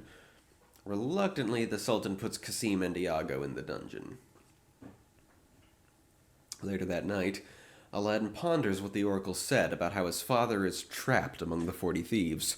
He takes that to mean that there's just no stopping him being a master thief, no turning his life around. So, Aladdin asks Genie for his father's, outfit. He dresses in Kasim's cape and mask and goes to break Kasim out of the dungeon so that his father can be out of his life for good. Damn, I wish they dwelled on that decision a little more. It's super dramatic, but it can come across as nonsensical. They didn't let it simmer. But the basic idea is that Aladdin just can't stand the idea of living his life in the same building as his traitor dad, even if he's living in the palace and his dad is in the dungeon beneath him. Hot damn. Aladdin does his jailbreak and leads the guards on a chase so Kasim can make his clean getaway, using his years of experience running away from these very guys in this very place to do so. Classic Aladdining. I'm surprised he manages to keep up the ruse that he's Kasim, considering how distinctive his evasiveness is. But then Razul catches him. Oh, that's really contrived. You know what I would have done? I would have had the cape be Aladdin's undoing there. He's so experienced in dodging the palace guards, but he's never done it wearing a cape. Razul should have caught him by the cape. As it is, yeah, it's really contrived that, of all times, this is the first time Razul's actually caught Aladdin during a pursuit. You like my cape idea? I want to go with that for something. You know how a lot of professional wrestlers wear capes? You know how they take them off before they start fighting each other? Yeah, capes are really inconvenient. Razul is taken aback that he's caught Aladdin, but hey, for the first time, Razul does something relatable. He's suspicious that Aladdin is showing loyalty to his criminal father, and he wants to inform the Sultan. That's good. A more consistently portrayed Razul would have just tried to kill Aladdin in this moment, but I'll take the inconsistency if it means Razul shows the slightest bit of loyalty and sentiment. Thank you. Anyway, Kasim reappears, taking out Razul, and father and son escape Agrabah together. Once they've lost the guards, Aladdin turns right around and prepares to sneak back into Agrabah, refusing to run away the way his father did, returning his father's dagger to him in the process. Iago and Kasim want to hunt down the hand of Midas, but Aladdin is not interested in living his father's life. He'll face the consequences for what he just did and not abandon his responsibilities. Aladdin gives Iago his blessing to stay with Kasim, and our hero and the parrot part ways. Back at the 40 Thieves' lair, we learn that 7 of the thieves managed to avoid being arrested in the guards' raid. A big dumb guy who's been seen fairly frequently throughout, the Mongolian guy, a set of triplets who've popped up a few more times, and 2 others who haven't really stood out much up until this point. Saluk returns to them and rallies them, bluffing that it was Kasim rather than himself who sold out the gang. They don't believe him, knowing Kasim to have more honor than that, but Saluk sings his villain song, Are You In or Out?, reminding them of the days before Kasim and his code of honor tamed the 40 Thieves. While villains generally get the best song in a story, Saluk is not one of those villains. I'd say this is the least memorable song in the film. Quite a departure from Jafar's iconic You're Only Second Rate. It's not to say it's bad. It is very impressive wordplay and multi-layered rhymes, and it's pretty awesome how Saluk sings it while first his compatriots are attacking him and he beats them all, but then his words actually sway them. Ultimately, it lacks the epic scope that usually sets a villain song apart. It's just not any grander than any other song in the film. Then once the other guys start singing with Saluk, the lyrics get kind of silly.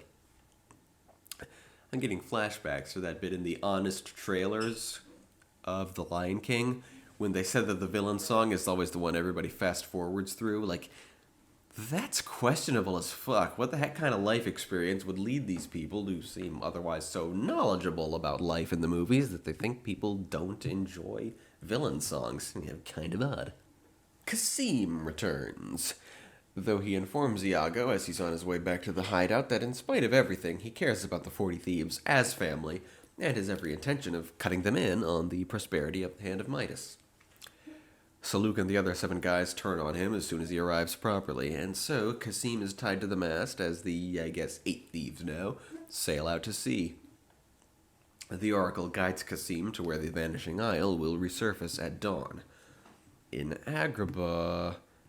Wow. I had a moment here where I was like, wow, Jim Cummings is a good actor. I've been hating on Razul, but damn, he's gravely informing the Sultan of Aladdin's crime. It's good stuff. Even better is a moment later, when Genie objects to Razul's accusation on the grounds that Razul is a tertiary character at best and shouldn't have any lines in this pivotal scene, and blasts him off in a rocket. God fucking damn, that's good stuff. Genie for the win. Jasmine is not upset at all. She understands what Aladdin's going through better than he himself does, it seems, disagreeing with Aladdin's statement that it would have been better off if they had never reconnected. The Sultan suggests they move on to the wedding, but then Iago gets there to tell them that Kasim's in trouble. Aladdin's not interested at first, but Genie and Jasmine talk sense into him, and all 6 of our heroes set off to save Aladdin's dad. Hey, do you know that Abu is in this movie? He hasn't done shit, but he's been pretty much around for most of it. At dawn, the Vanishing Isle surfaces. It's this giant cathedral built by some ancient culture on the back of a giant turtle. I love that trope, and this is a pretty excellent example of it. The turtle is always depicted as background art, so you really get the vibe that it's not merely some big, dumb testudine that swims around, but it's an ancient force of nature. Potentially, the Vanishing Isle, being a turtle, alludes to the Zaratan. Turtles so large you can mistake them for islands goes way the fuck back in myth and folklore, and they're often given the name Zaratan, a name that first appeared in 9th century Arab folklore. In Dungeons & Dragons, at least the current edition, I can't speak for what it was in earlier ones, a Zaratan is one of the 4 elder elementals. It represents Earth. Its fire counterpart is the Phoenix, then the Leviathan for water, and the Elder Tempest for air. The Elder Tempest seemingly a mishmash of a number of feathered serpents appearing in numerous mythologies, while the first 3 more particular. Now in K&K, I already had plans for Phoenixes, Leviathans, and winged serpents, so I made a decision about Zaratans as well. That being that they're flesh and blood, that they resemble turtles only superficially, and that they represent both the land-based and water-based variety of the turtles, so large you can plant trees and construct buildings atop it, with individual Zaratans often choosing one habitat or the other and sticking with it for decades at a time, only to unceremoniously decide it's time to change things up and head from land to sea, or vice versa. They seldom dive, I should think. They stay near the surface while they swim, so if you have set up an island getaway on the back of a Zaratan, you're unlikely to drown or anything. Elder Elementals, meanwhile, will be patterned more off of the Titans from Hercules. As for Zaratans, unfathomably vast and majestic things in myth and folklore, gotta make sure I pay them the proper amount of respect in K&K. The fickle way they make unpredictable decisions is a good way to start, I should think. So, as the 40 Thieves explore the temple on the turtle's back, the heroes arrive, and battle breaks out. Genie delivers the opening blows, while Carpet, surprisingly, does most of the heavy lifting in the fight, and Jasmine makes some pretty swell contributions. Aladdin personally delivers a takedown to Saluk and frees his father, then agrees to help him find the treasure. And holy hell, the animated camera work as they enter the chamber where the hand of Midas is held is dazzling. And the hand-shaped platform upon which it rests is CGI. Holy crap. And more amazing camera work. Damn. And the big gold rotating hand. How did they even do this effect? I expected nothing of the sort from a TV budget Aladdin sequel, and they sure as hell didn't do anything like it for the first hour and 10 of the movie. I am successfully dazzled. So the actual hand of Midas is a wooden scepter topped by a golden hand. As with King Midas himself, anything that touches the golden hand turns to gold itself. So you can touch the wooden part, but you gotta be careful. As the turtle begins to slowly submerge itself again, apparently agitated by Genie, who allowed himself to be swallowed by it when asked to create a distraction. Yeah, part doesn't really add up. Anyway, Saluk confronts the father and son, demanding they give him the hand. Kasim is too far away to stop Saluk if he moves to attack Aladdin, so he simply tosses the hand at Saluk. Saluk catches it, but not accurately enough. He touches the gold part and himself turns into a golden statue. He dead. Aladdin and Kasim evacuate the temple. Bitter at what his greed nearly cost him, Kasim hurls the hand of Midas at the remaining thieves' sailing vessel, turning the vessel to gold and sinking it. Aladdin and Kasim meet up with the rest of the heroes, doing a fairly cheap little callback where Kasim decides to trust Carpet when he didn't before. That wasn't necessary. And Genie exits the turtle's mouth while doing a big old Steamboat Willie reference. Toot toot! Aladdin and Jasmine get married properly. I think... Okay, here's the shot. I've spotted a couple of characters from the TV show this time. I'm pretty sure that's Prince Unkuthma, and I see Sadira, whom I've only ever seen as a villain. I guess she eventually turns good if she's invited to the wedding, and gosh, a couple of the other characters in this shot are just so odd-looking that they've got to be characters from the TV series too, but I only recognize those two. So that means... How many episodes was it? 80-something? Yeah, I clearly haven't seen the entire Aladdin series. After the wedding, Kasim hits the road, not really knowing where he's going, but Iago joins him, his time in Aladdin's posse over now.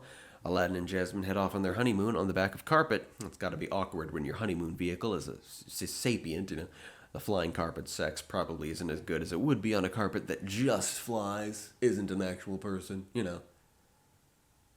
Have I already made that joke about flying carpet sex? I don't know. It sounds great, but, less great if your carpet is fully sapient. Yeah. Aladdin and Jasmine cross paths with Kasim and Iago and give them a final silent goodbye as the peddler, voiced again by Bruce Adler, sings us out to a final reprise of Arabian Nights, which, not very good, the lyrics. They don't match up, but Adler rocks it just like he did the original. And I do like how, since the peddler opened the first film but didn't close it, they have him play us out here to imply that he narrated the entire trilogy. That's a good bookend, really taking advantage of something the original film didn't think through. Although, why would he narrate... I mean, the whole premise of the peddler at the beginning was that he's trying to sell us, the viewer, an ordinary oil lamp. As framing devices go, that is not very well thought out. I don't know. The film ends with a rotating camera shot as Kasim's horse rears up and he gallops away, followed by a surprisingly steamy Aladdin-Jasmine kiss. Credits! Not sure I'll find anything surprising there. I'm pretty sure I've mentioned every single voice actor in the film. And I think I've talked about this film quite enough. I mean, I guess, final thoughts on the Aladdin trilogy. Do I still stand by the opinion I had when I was younger that the entire Aladdin trilogy works as a single story? No, but the two Aladdin sequels are very sincere efforts that were not at all phoned in, and I'd watch them again. Maybe. For sure I'd listen to the soundtracks. There we go. A couple times during the credits, Genie slides by as if he's stuck to the screen. That's something. It's kind of funny. Did all three Aladdin films have a little post-credit scene, right? Because the first one had some voiceover by the Genie that I never knew about before I covered it for this show, right? I'm pretty sure that happened, and Second one had a little thing with Abismal, and now the third, after Genie slides by a couple of times, he does that ranty game over man monologue from, I want to say Starship Troopers, because that's where the game over man, game over. Is that where that monologue is from? I don't know, but Genie doing that reference now is pretty gratuitous. No, this is very sweet. The credits take a moment to acknowledge that there would be no third Aladdin movie without the immense amount of effort that went into the first one. That's excellent. They certainly had no legal obligation to say that, but they said it. That's wonderful. Now we're doing 101 Dalmatians. No, not again. A new one. The 1996 live-action remake. This was well before live-action remakes of classic Disney animated canon films were a cliche. This would have been a pretty novel thing at the time. I also have a DVD copy of this film's sequel, 102 Dalmatians. I have a copy because my aunt gave it to me when I first moved back into her house while working on the early stages of this podcast. And since she had at least one Disney movie on hand, she brought it to me. But it's not on my list, and I don't think I'm going to watch it. No, but you know what I had as a kid that was really, really cool? The 102 Dalmatians video game.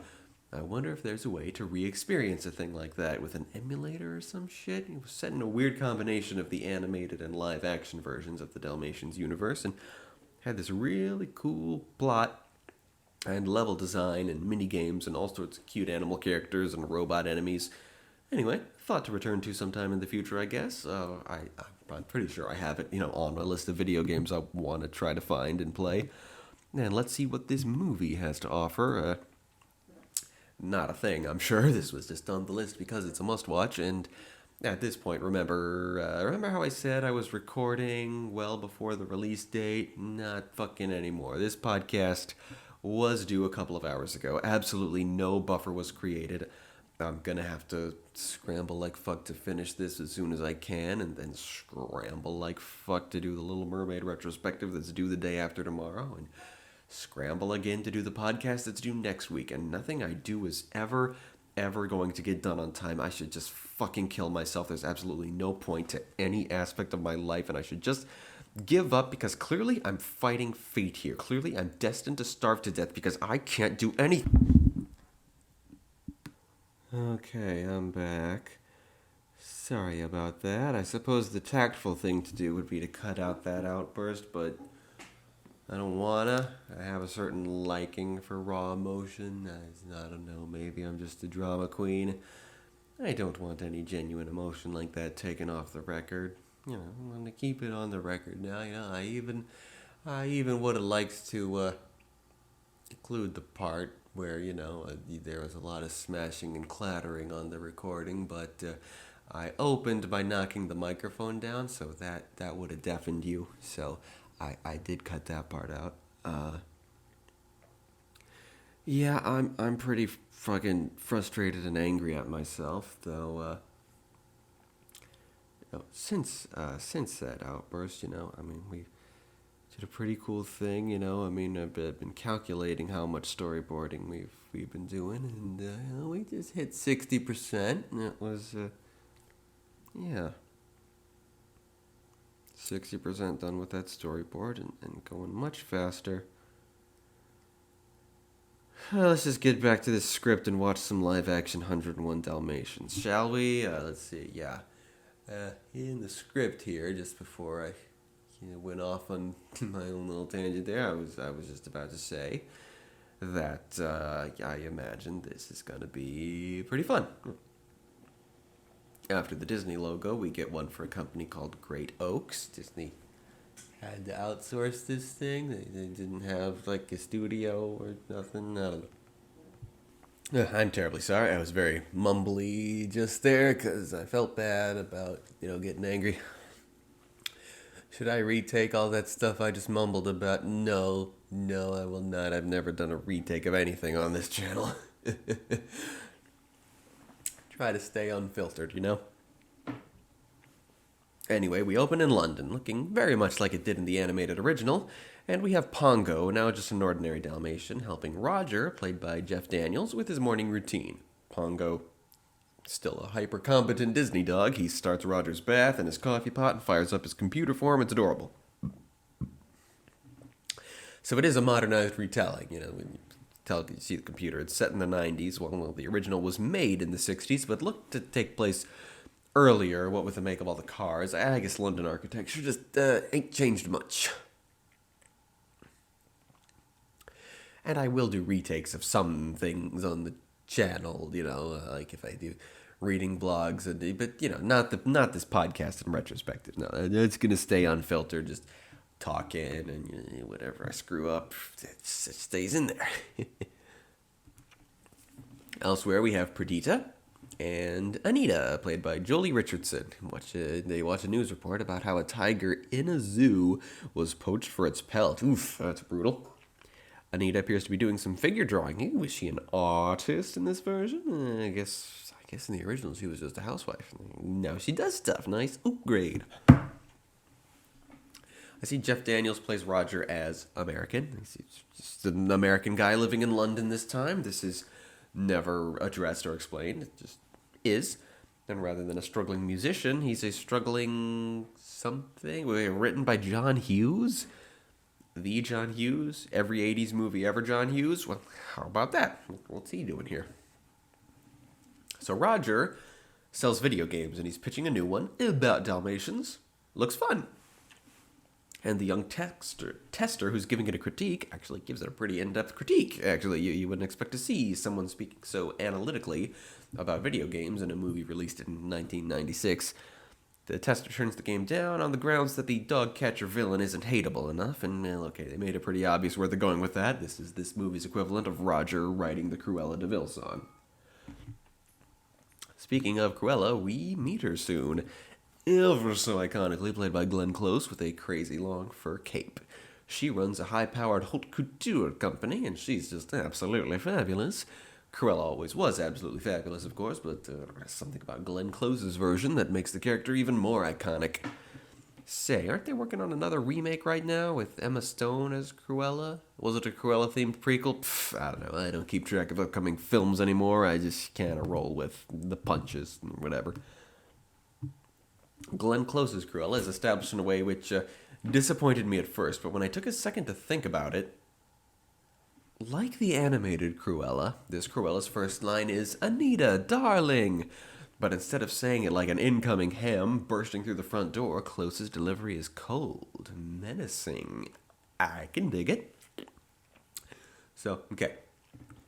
Anita is a designer at Cruella's clothing company. That's a nice setting update. Her gloves have claws, and here we get the moment Cruella gets the inspiration for her evil plan.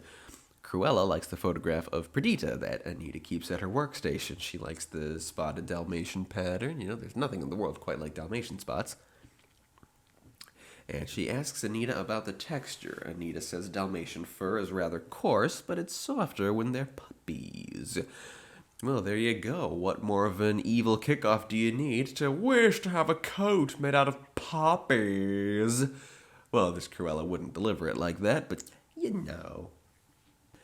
Cruella has a meeting with Anita. She adores Anita's work and already decides to completely scrap the plan that stripes are in this year. It's going to be all about spots now.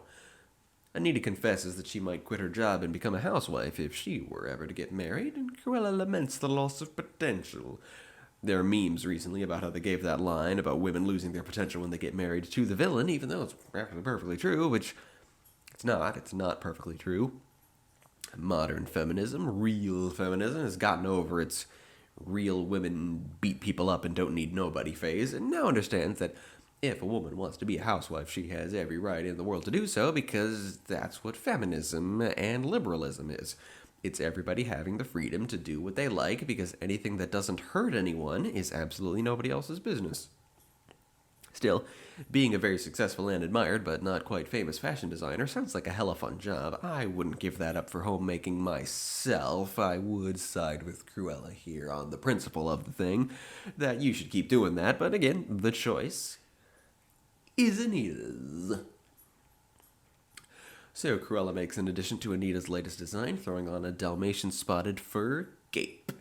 She starts to get a bit manic as she directly quotes the animated Cruella on how much she loves furs, and then starts getting hammy and maniacal. Okie dokie then, this Cruella fucking fluctuates. Love me a villain who does that. Later on, Pongo sees Perdita and Anita in the park, biking instead of walking, as does Roger. I guess, did people not walk in Britain in the 90s? I don't know. Pongo does the thing where he leads Roger off in an unexpected direction to chase down the beautiful Dalmatian and arrange a meet-cute with their owners. And okay, they are named Pongo and Perdita in this film. I wasn't sure because in the 102 Dalmatians video game, they're called Dipstick and Dottie, which confused me, but maybe the 102 Dalmatians movie is about a completely different family of Dalmatians. And I have both films up on IMDb right now, and I'm realizing Roger and Anita aren't in the sequel. Like I said, the video game takes place in an interesting fusion of the 1961 cartoon universe and the 96 to 2000 live-action one, including creating animated versions of a couple of the iconic characters from the 102 Dalmatians movie. I'm remembering Waddlesworth, played by Eric Idle, who's a big red parrot who insists he is a Rottweiler despite very clearly being, a parrot. And Lepelt, played by Gérard Depardieu, a French fashion designer who helps Cruella with her schemes. Screw it. I'm putting 102 Dalmatians on the list. At the end. As you might know, I have postscript inspirations, just sort of a jumble of ideas I've had for films to look at after the established collection. I'm putting 102 Dalmatians on there because from what I remember, it's pretty wild and ridiculous, and I kind of want to see it. Still don't need this DVD copy of it that I have. It's on Disney Plus now, but I put the thing at the end there. Boy, that was a very long chase sequence. That could have been down a whole lot, but it gave me a chance to type quite a lot of that speech about 102 Dalmatians without pausing, so works out, I guess. Roger ends up tumbling into a duck pond while Pongo saunters up to Anita and Purdy playing some fetch. The first meeting between Roger and Anita goes a bit more awkwardly than usual, as Roger mistakes Purdy for Pongo, and Anita whacks him for trying to steal her dog. They have a snarky conversation about their little disaster. Eventually, Roger finds it in him to laugh at his own blunders, and they bond over their shared fondness for Dalmatians before parting ways. I don't think I've ever seen a Dalmatian in person. Purebred dogs are getting increasingly rare these days, of course, and most of them have pretty weak genetics on account of, lack of diversity due to trying to breed more dogs that look exactly the same. Mixed breeds are in vogue now, new breeds you get from putting certain combinations together. They're becoming breeds in their own right now, and I'm pretty sure I read somewhere that Dalmatians in particular are increasingly rare because of,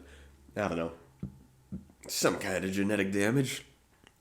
I'm sure they're super susceptible to disease and have bad teeth and are kind of insane. That's my experience with purebred dogs, at least. Anyway, the humans with the Dalmatians, they part ways, but they can't stop thinking about each other. Their dogs guide them back into crossing paths, and then Anita tumbles into the pond. Dissolve to a bit later, and I think Roger's flat, where they're sharing some tea, cleaning up their injuries, and the dogs are being cuddly and cute, and they fall in love just like that. Roger proposes marriage in a Freudian slip, and Anita, even though she knows what he meant, she accepts. They get married in a big ceremony rather than the small private one they had in the original, and just like the original, their dogs pretty much get married too. Do British people really refer to the three aspects of God as the Father, the Son, and the Holy Ghost? Not the Holy Spirit. Holy Ghost sounds silly and oxymoronic. I don't know. Here we meet this film's version of Horace and Jasper, who, despite the film's more modern setting, are virtually identical to their animated counterparts. They makes them stick out a bit. Jasper is played by Hugh Laurie, and Horace by Mark Williams. That's extremely awesome, that duo. I think I first learned this from the aforementioned 102 Dalmatians video game. It's called 102 Dalmatians, Puppies to the Rescue. Yeah, and I know from that Jasper and Horace are brothers, and their surname is Baden. A fact I don't think ever comes up in the 1961 film. Was it introduced in these live-action films, maybe? I know the fact that they're brothers is mentioned in the animated film's sequel, which is not on my list because it's too mundane, but I don't think it's canon to the original film, though. Then again, the two of them do have very similar facial features, so maybe they were always intended to be brothers. I'm not sure. Anyway, we get a pretty good establishing character moment. Jasper very carefully walks Horace through what he should absolutely not do to their client, who is mute and has a scar, but once the guy shows up, Horace can't help but blurt out all his thoughts. That client is a Mr. Skinner, I'm gonna guess aptly named, played by one John Shrapnel. That's a kick-ass name. I mention because a quick glance over to IMDb shows that Mr. Skinner is billed 7th in the credits right after Jasper and Horace, so I'm thinking he'll stick around for a while. It's unclear here what Mr. Skinner does or why the Baden brothers are with him, but it's sinister, and so it begins. The Badens go right to Cruella, who is fuming at Anita's marriage. They bring her Skinner's gift, a fur cape made from the tiger that was poached from the zoo. Surely she can't go out in public wearing that. The tiger was kind of a big deal. I would guess Cruella is the type who dresses up purely for herself, to the extent that she'll even wear clothes that she knows she can't ever be seen in. There's your daily fix of rationalization for you. As Anita and Roger move in together, we meet Nanny, played by Joan Plowright. In this version, apparently she and Anita go way back. I'm certain the original film had an explanation for why the fairly lower-class Roger and Anita had a live-in housekeeper, but I can't recall what it was. Maybe it was exactly this, that she and Anita go way back. Meanwhile, Roger is reworking his video game, trying to invoke a better villain, and it's not how making a video game works. Roger appears to be a programmer. Programmers do not design the villains. That'll be the job of an artist, maybe a writer. We see him doing some coding and then starting to run the game to see how the villain looks. It's not how it works. Wouldn't he actually be able to draw and animate the character, not just code him? Sim was doing so well at depicting game development for like 5 seconds, or, well, on second thought, maybe it wasn't. It depicted playtesters as people who play the game and critique it, when in fact playtesters play very unfinished versions of the game to track down all the bugs and glitches and errors. It is not playing new video games for a living. It's quite grueling. Roger's career here. I mean, it may have worked if the movie came out in the 80s. Back then, video games often were created entirely by a single person, but that was just arcade stuff with repetitive levels. And the games with detailed graphics and stories need more of a team behind them, though I will say, Roger's video game looks real cool. It has traditionally animated characters interacting with the typical 3D video game environment, so it's kind of like Dragon's Lair, but more open world, which would be an incredibly expensive video game to produce. And again, Roger would especially not be coding the new villain in, he'd be animating him. Whatever, it's a movie. The video game is just a plot device to make Roger more groovy, hip, and funky than he was in the 60s version. Nanny has this great big speech about womanly intuition, saying it in regards to how she can tell intuitively that Perdita is pregnant, and then at the end realizes so is Anita. Cut to Anita at the obstetrician, but before we get into that, always spay and neuter your pets, okay? There are so many unwanted dogs and cats in this world, you do not need to make more. It's for similar reasons that a lot of people in my generation don't ever want to have children. I mean, yes, if we spay and neuter all the pets, then the world's going to run out of dogs and cats. And if nobody has children, we're going to run out of people, but let's worry about that after we've dealt with the overpopulation problem, okay? There will always be unregulated people and animals producing anyway, so let's just get control over the ones we can get control of. Evangelical cultists always have a shit ton of children. I worry that may mean such people will soon outnumber the non-cultists in the world. You've had the scary thought, and, pretty much the exact stated goal of such cults, and depressing myself again now. So yeah, obstetrician and pet clinic, Anita and Purdy are going to have babies. That's a nice plot twist that they both are. I imagine Purdy will have hers early, while Anita will have her baby near the end of the film. Because, it's good structure for the story, and also just reality. Dogs, they gestate a lot faster than humans. So Anita being pregnant doesn't come up at all. It doesn't. Not a relevant feature in the film whatsoever. They come home from the OB to find Cruella's car parked in front of their home, and Cruella already inside going through Anita's sketchbook. Apparently, Anita's been working from home since getting married, but Cruella misses their in-person reactions. it does display Cruella has a certain fondness for Anita. Um, Cruella is thoroughly unimpressed by Roger and his career and his looks and the news of Anita's pregnancy, which Anita knows Cruella well enough to try and withhold from her for a moment. The news of Dalmatian puppers, however, that interests her much more. Sometime later, a couple of months I guess, they're reenacting the original film's birth scene to a T. It's a dark and stormy night, and Anita and Nanny are delivering the puppies off-screen in the basement, while Roger and Pongo fret about it in the living room and then get all hyped and celebrate as more and more pups are born. Not complaining, it's a good scene. It merits being reenacted in live action. It's a ton of fun. They made an addition as well of having Horace and Jasper spy on them. Well, that doesn't really go anywhere. They leave well before all 15 puppies are born. As in the original, and I hear this is a scene straight out of the original book, one of the puppies seems to die shortly after being born, but Roger vigorously rubs it until it springs back to life. I don't really get it, but it works. Oh, squeaky puppy! And this movie even adds in a detail from the book that the original film left out, that it's this puppy who is given the name Lucky due to his miraculous survival. Lucky is a fairly prominent pup in the animated film, but they never mention that he was, that one in particular. And then they do the bit where Cruella turns up as soon as the pups are born, and I guess they threw the Baden brothers earlier in the scene just to explain it. 1996, and Disney's already doing that thing where it uses remakes to patch plot holes that no one ever actually cared about except the total jerks. That left a bad taste in the old mouth. And Cruella's outfit here has a very prominent cleavage window. I do not want to see Cruella de Vil's cleavage, even if Glenn Close is a very foxy woman who was not quite 50 at the time. She's still being Cruella.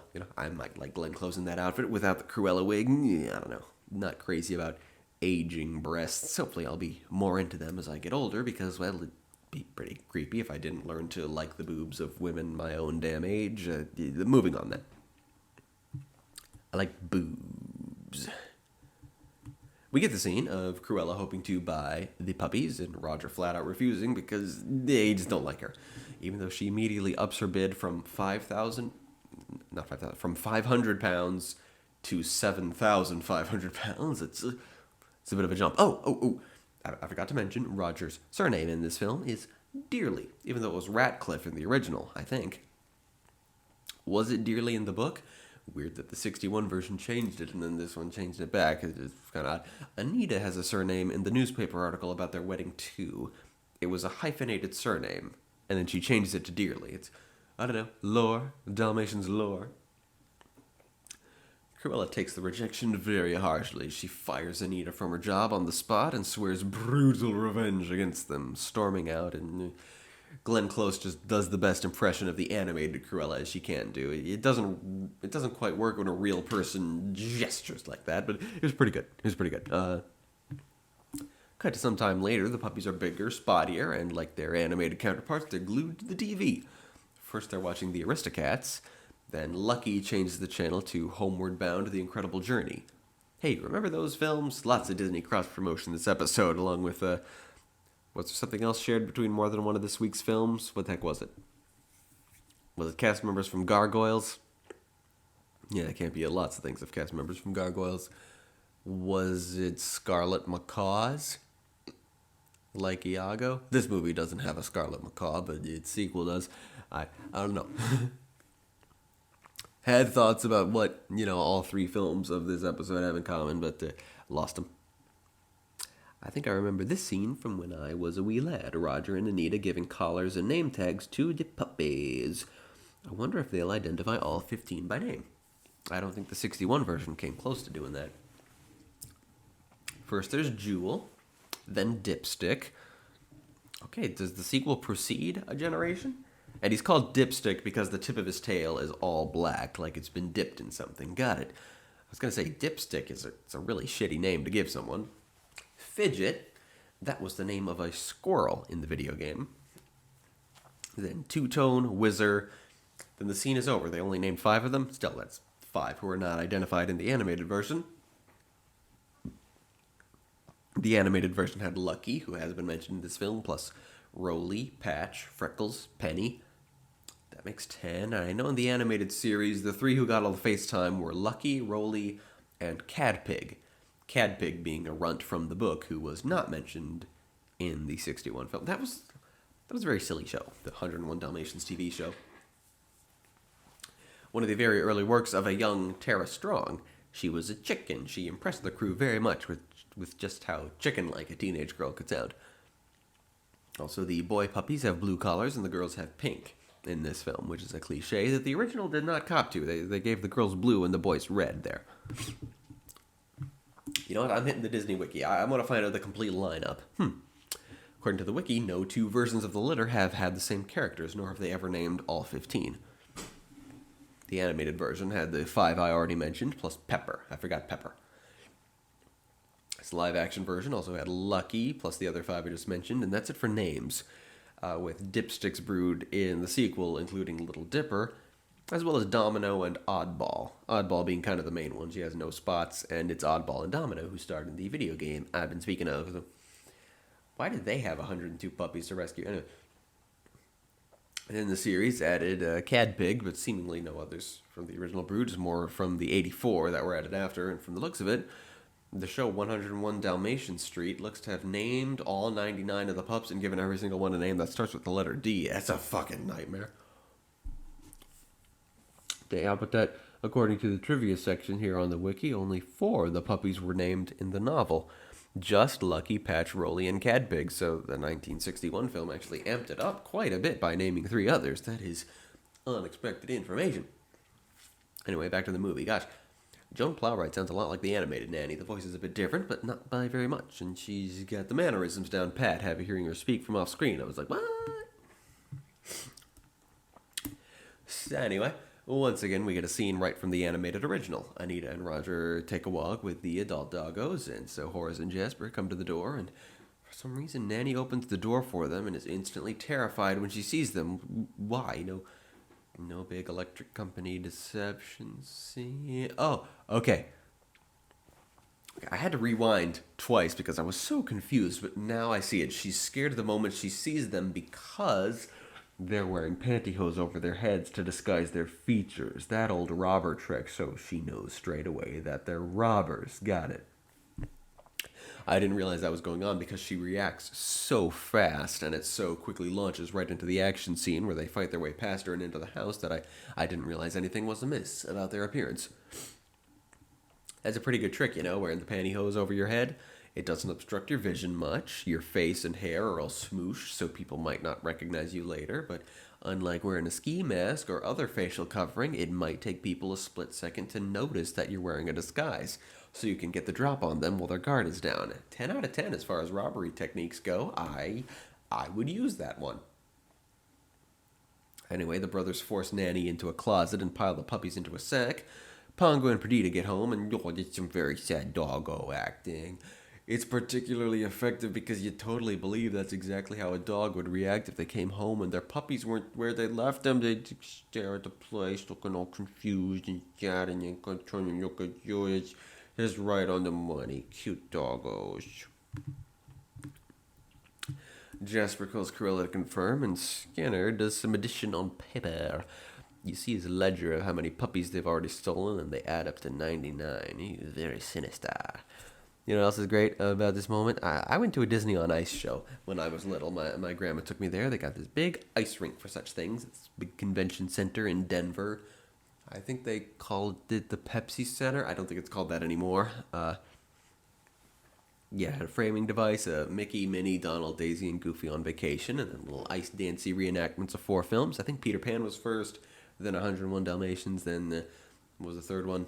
I'm drawing a blank, but the finale for sure was Little Mermaid. Look at the third one have been. I looked at Disney on Ice on the Disney Wiki, but I can't find any reference to 101 Dalmatians in the article, so incomplete it seems.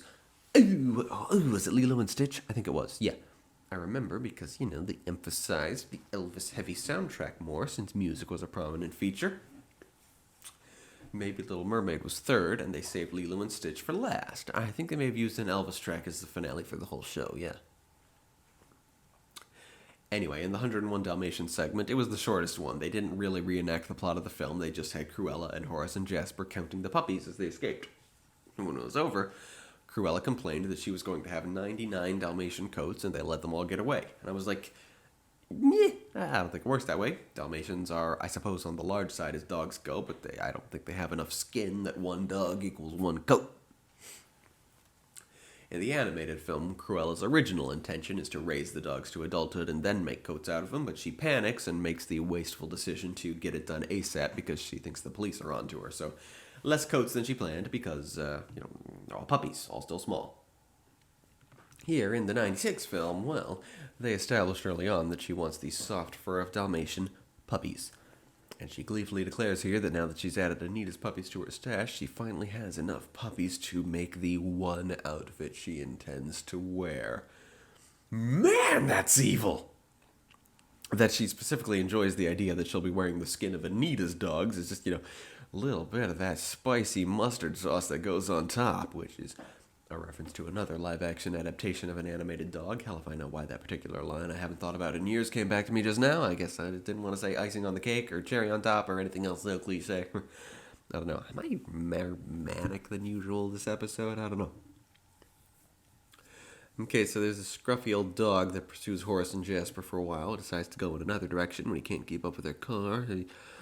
Clearly, dogs are smart in this film's world, clearly. They made sure to establish that early by displaying how heavily Roger relies on Pongo for his morning routine. And they go into the Twilight bark scene. Pongo starts barking from the rooftops, and his call is answered. Without the dogs being able to talk, they can't actually drop a brief explanation for the Twilight bark, but I think the general idea is still conveyed pretty good. Okay. Ooh, I wasn't expecting this. It's the captain and the colonel. Is Sergeant Tibbs here? Doesn't seem to be. But a fuck ton of other animals are, both on the farm and wild animals that happen to be around. That's a raccoon. Raccoons are not native to Europe. They're from North America. Though apparently there's one on the loose in Sweden at the moment, or was recently, because Natty saw it at her college and looked it up afterwards to confirm. But yeah, raccoon confirmed to be in her area. It's pretty cool. So anyway, this scruffy brown dog, he goes back to the colonel and he mimes being a trapped puppy. That's how they communicate. It's adorable. Oh, this is good. This is K&K stuff right here. Okay, yeah, pause the movie. Big brain things inside my head. The wildlife theme. I've been thinking about that for a long time, about how, in D&D, all animals are hyper-competent and trainable, in Disney animation even more so, and in Disney animation that's about animals, the animals can talk, but when it's about people, then not so much, with some exceptions, and I've thought of various ways in which people and animals in K&K can communicate with each other, sometimes to a limited degree, sometimes to a very complete one, but, what if there's nobody around who actually speaks a language? Yeah, now, I'm thinking Mowgli and Tarzan would not actually be able to speak fluently with their animal parental units if they grew up in the K&K universe. They'd be able to communicate with them much, much better than any human raised by humans could ever hope to do without magic. But animals do not have languages. Genuine conversation with animals is not attainable without magic. And so I'm thinking stories like Bambi, where the humans are an off-screen menace, or like The Lion King, where humans are non-existent, like most of the Doggo films, where the action takes place outside the human's view. Because it's pretty consistent in Disney films, isn't it? The people and animals don't really talk to each other. Everyone jokes that Disney films are all about princesses and talking animals, but they're seldom about both at once. The only truly significant exception is The Little Mermaid, and it's not any kind of stretch to assume it's because merfolk have the power to talk to sea creatures. That's how I interpreted it in K&K, but yeah. Usually when Disney films do have talking animals, they don't really talk to humans. And I am rambling my butt off about shit you and I both already know, but I do that a lot, actually. I'm sorry, I'm repetitive to the point of being condescending. It's just an annoying habit I have, a pathological need to make sure people understand what I'm saying, because people often don't, and they get really dismissive about it, and then I get pissed off. Anyway, the wildlife theme, the xenofiction theme about the terrors of nature and the alienness of humans. There's like Bambi and Lion King, kinda, even if the Lion King world is quite a bit more civilized than a story would usually have to be to qualify as xenofiction, or Watership Down, I suppose. That's the story I always cite when it comes to xenofiction. You know what? I should put Watership Down in the non-Disney part of the collection. Held off on doing that because, it just doesn't fit in with most animation, but maybe if I added an adult animation section. Yeah. Watership Down, plus that gives me an excuse to throw in some Ralph Bakshi. Some Ralph Bakshi. Not a lot. Not a lot at all. I mean, yeah. Like a lot of people who worked in animation during the art form's dark ages, he's got some clunkers. Don Bluth has clunkers too, even though his clunkers happened in the first half of the Renaissance. At least every movie Don Bluth ever made is actually watchable. You can't say as much for Ralph Bakshi. I'm going to put 2 of his films in my postscript adult animation section. Fire and Ice, which I adore, and Wizards, which I haven't seen, but have always wanted to. And also Watership Down. Adult animation section. I want Keys and Kingdoms to be for adults, after all, while being just as beautiful as any Disney film. And I went off into a second ramble just as I was about to near the end of my first ramble. Where the fuck was I in the first ramble? Right about to get to the point. That's where the fuck I was. Keys and Kingdoms, maybe the TAPAS RPG as a whole. Animals, no language, not without magic. And when you use magic to talk to animals, it's a very temporary thing, unless you go as far as to permanently uplift them, which is more difficult. And as for the bit where merfolk can communicate fluently with whales and dolphins, make that telepathy. Merfolk have the power to forge temporary telepathic bonds with cetaceans, so that they can speak as if the whale could use language, but it can't. All those abilities about communicating with animals on a base level, that's very, very much a base level. Stories that are all about animals, no dialogue in those stories when animals are trying to be altruistic, like we're seeing here in the movie. Remember the movie we're allegedly talking about, which is the thing animals do in reality. They try to help others. Sometimes, you can't call them good people, but sometimes animals are moved to selflessness. As far as communication, well, all they can do is fucking mime. And from that, I'm suddenly really excited about a gaming session where they're playing a wildlife game and the characters can't actually talk to each other. That's how things would really go in Bambi or Lion King or Watership Down if they took place in K&K. No talkie-talkie. So, okay, the mime scene continues very elaborately. A bit more Twilight Bark. I guess now they're communicating, and with everything I just monologued about, the Twilight Bark couldn't possibly actually be a way to exchange information. Maybe different vocalizations could represent a distress call, or a response to a distress call, or to establish territory. Maybe invite people for food, I don't know. Things that animal sounds actually mean in real freaking life, but never information so specific as we know where your children are. That cannot be done. Anyway, Pongo and Perdita seemingly get exactly this information, and they take off. It's easy for them to escape, since, well, they still have Roger's set up, where Pongo pushes a button to open the door so we can get the mail and stuff. Roger watches helplessly as Pongo and Perdita take off into the snowy London streets, guided from one informant to another. And it is the scruffy brown dog who sneaks his way into the old DeVille Manor, so... No, Sergeant Tibbs? Why no kitty? Movie need kitty. Kitty good. Is this brown doggo Tibbs now? I'm gonna call him Tibbs. I don't make it a habit of calling people by a name that isn't theirs. It's super disrespectful. I don't do it, but this character is clearly supposed to be Tibbs. But a dog. Continuing to just identify him as a scruffy brown dog, it's a struggle, like when describing any character without any sort of given name you can fall back on. Yeah, second. Horace and Jasper aren't in 102 Dalmatians either. The only character that carries over is Cruella, and I guess Dipstick. Eesh, still have a sequel no one gave a damn about. So this Tibbs, he's like a schnauzer, I think. Is he a schnauzer? Maybe I can call him a schnauzer instead of Tibbs. No, he's not a schnauzer. They're not that curly. Anyway, with the help of some little rats, he makes his way to where the puppies are being held. All 99 of them, and they're delighted to find a rescuer, and they pop out of all the little hiding places in the room. There's so much dog out! Cruella makes the call to Skinner that it's time to kill them. They are dogs. Again, quoting the animated Cruella directly when suggesting how to do it.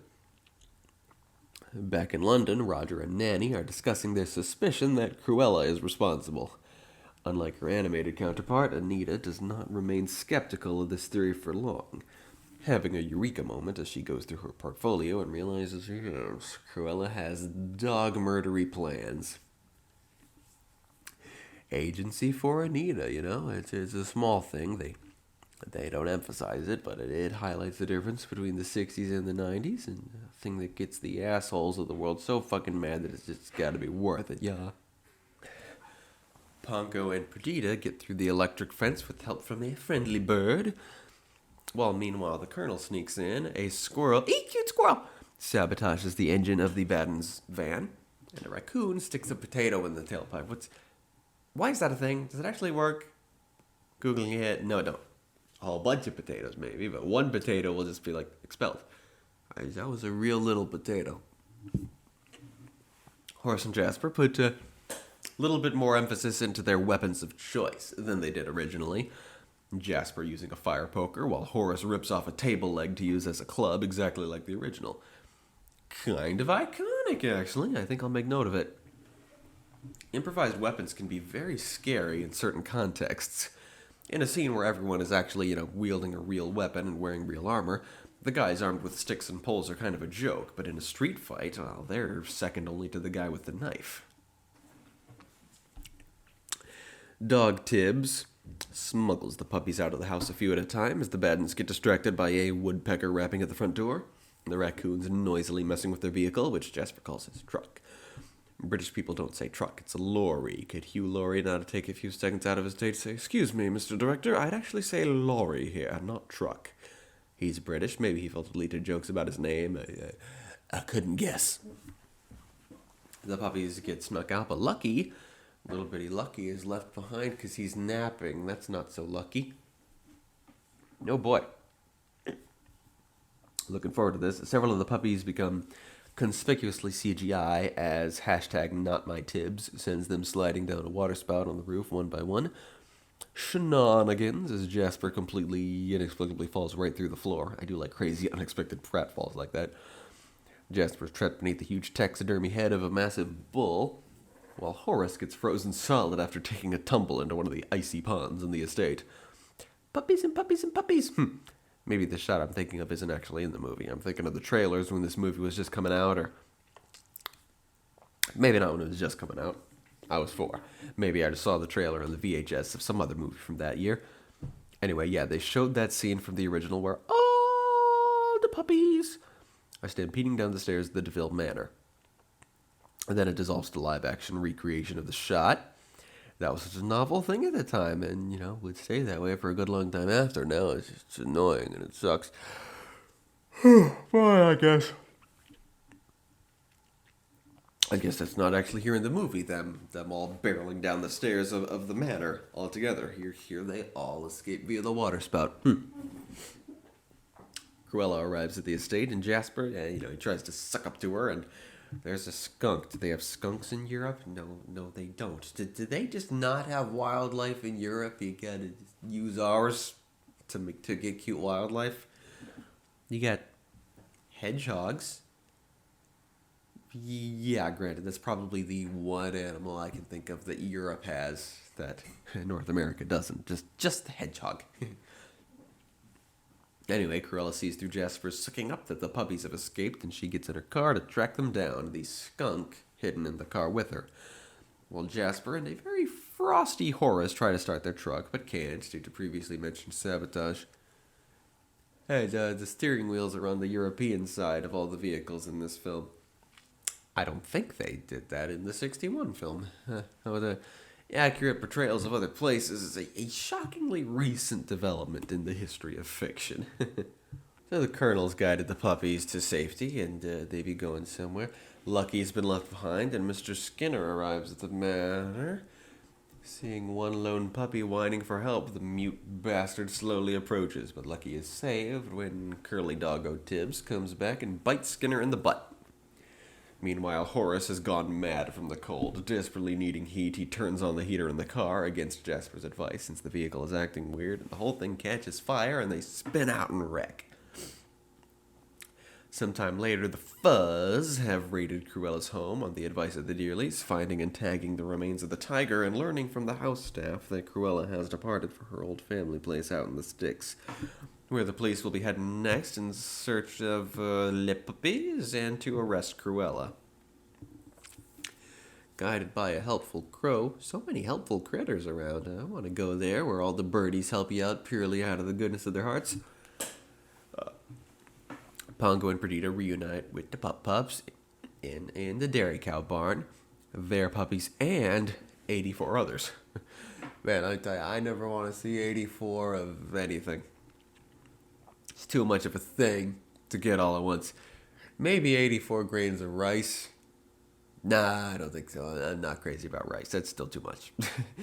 Happy reunion is short-lived as the crow caused to warn them of Cruella's approach.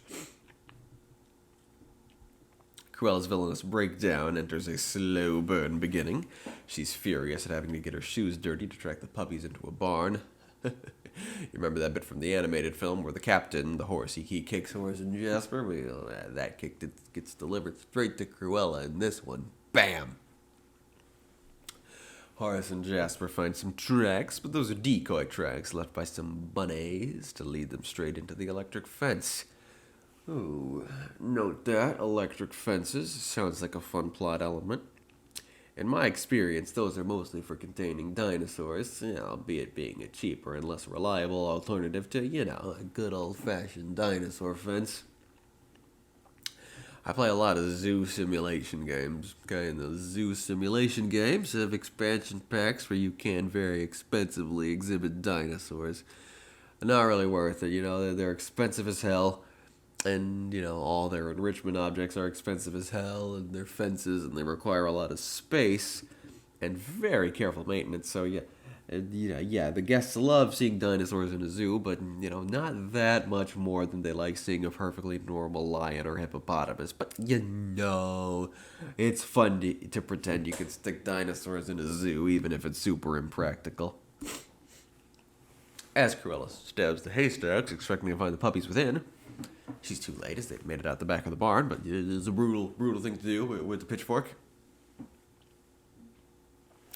Horace and Jasper spot the electric fence, and they attempt to devise a way to jump over it, but they fail, and they end up straddling the thing, getting shocked hard in the balls and overloading the fence's generator, which blasts them over it, but, they got over it. As dawn breaks, our villains begin to hear sirens. Horace and Jasper have had a rough enough night that they're perfectly happy to get themselves arrested and packed into a paddy wagon along with Mr. Skinner, while an increasingly deranged Cruella rants and raves as she pursues the puppy's tracks.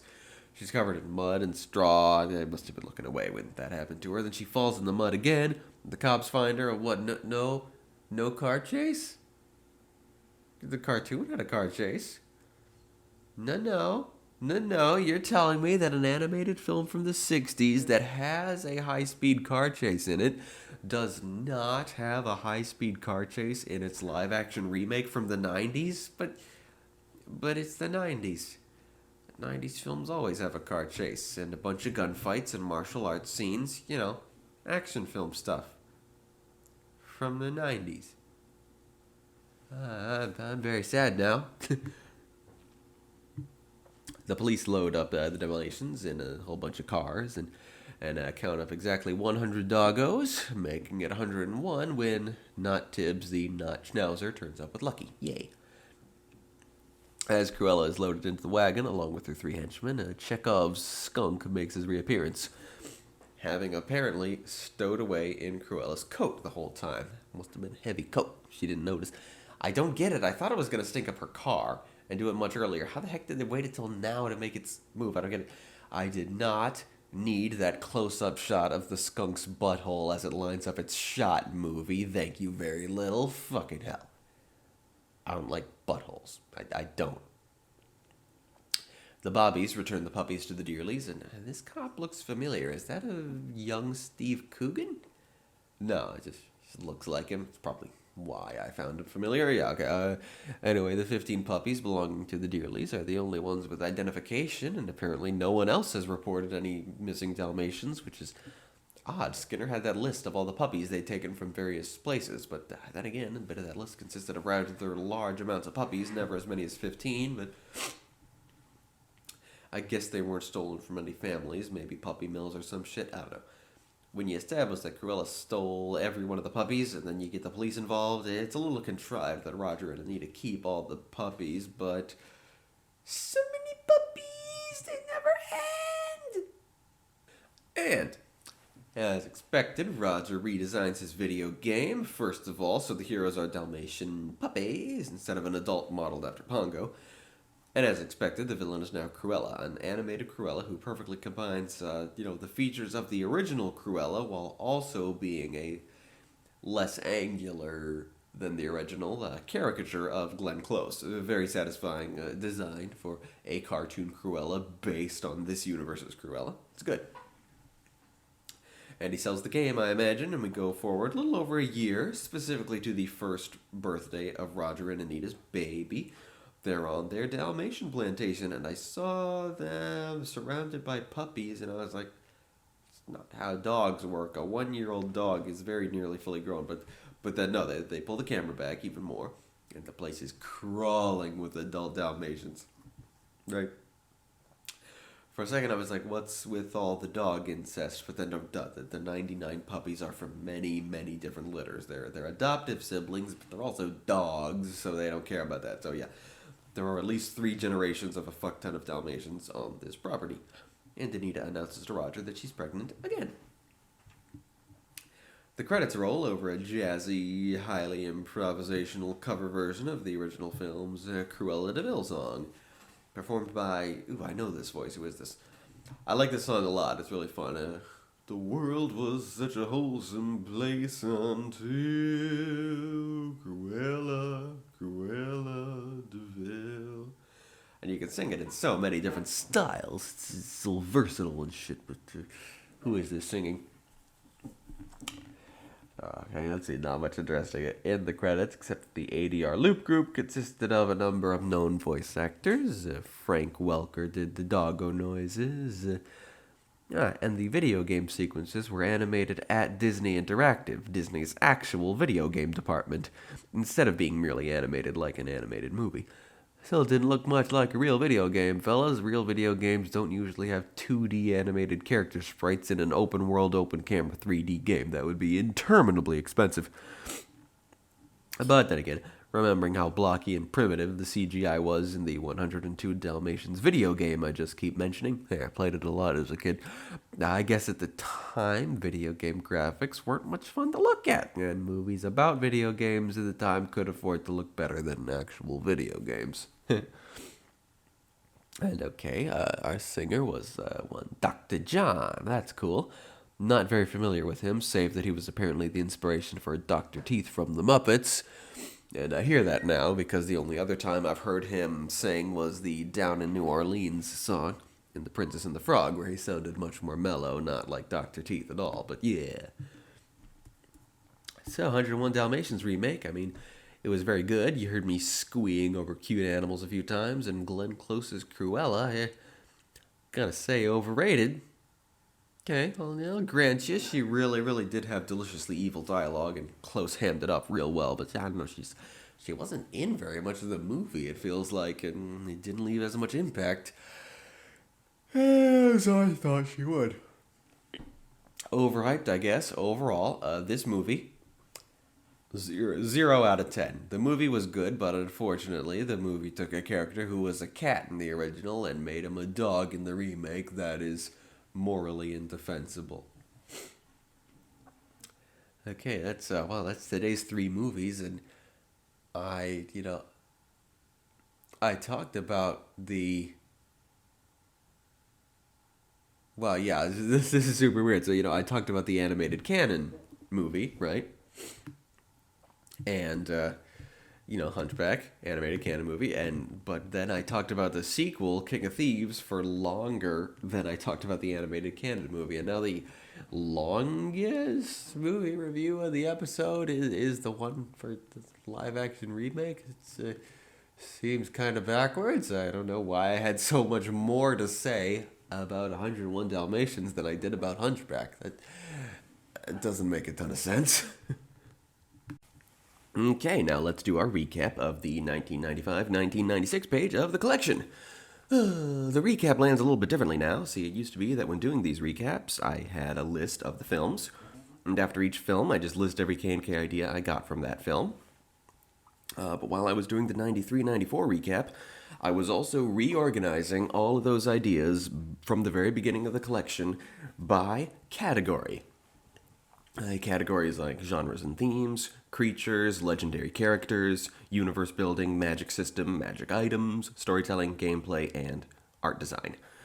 I put those ideas by category on my series of blog posts about everything I know about the Keys and Kingdoms universe, and I'm working to put all of that information onto the private TAPAS wiki. And so I'm going to try to keep a log of, behind-the-scenes inspiration for every aspect of the K&K world, but some of that may already be missing. I'm not sure. There may, in fact, be aspects of Keys and Kingdoms canon whose origins in the Disney collection have now been forgotten. Intriguing, no? Anyway, I'm going to do my recaps the same way I've always done them, listing what each film gave me for K&K ideas, but then instead of keeping them listed on my computer in the exact same manner in which I outlined them here, I'm going to send all those individual components to their proper place in the Keys and Kingdoms canon document, which will become the wiki. Let's go.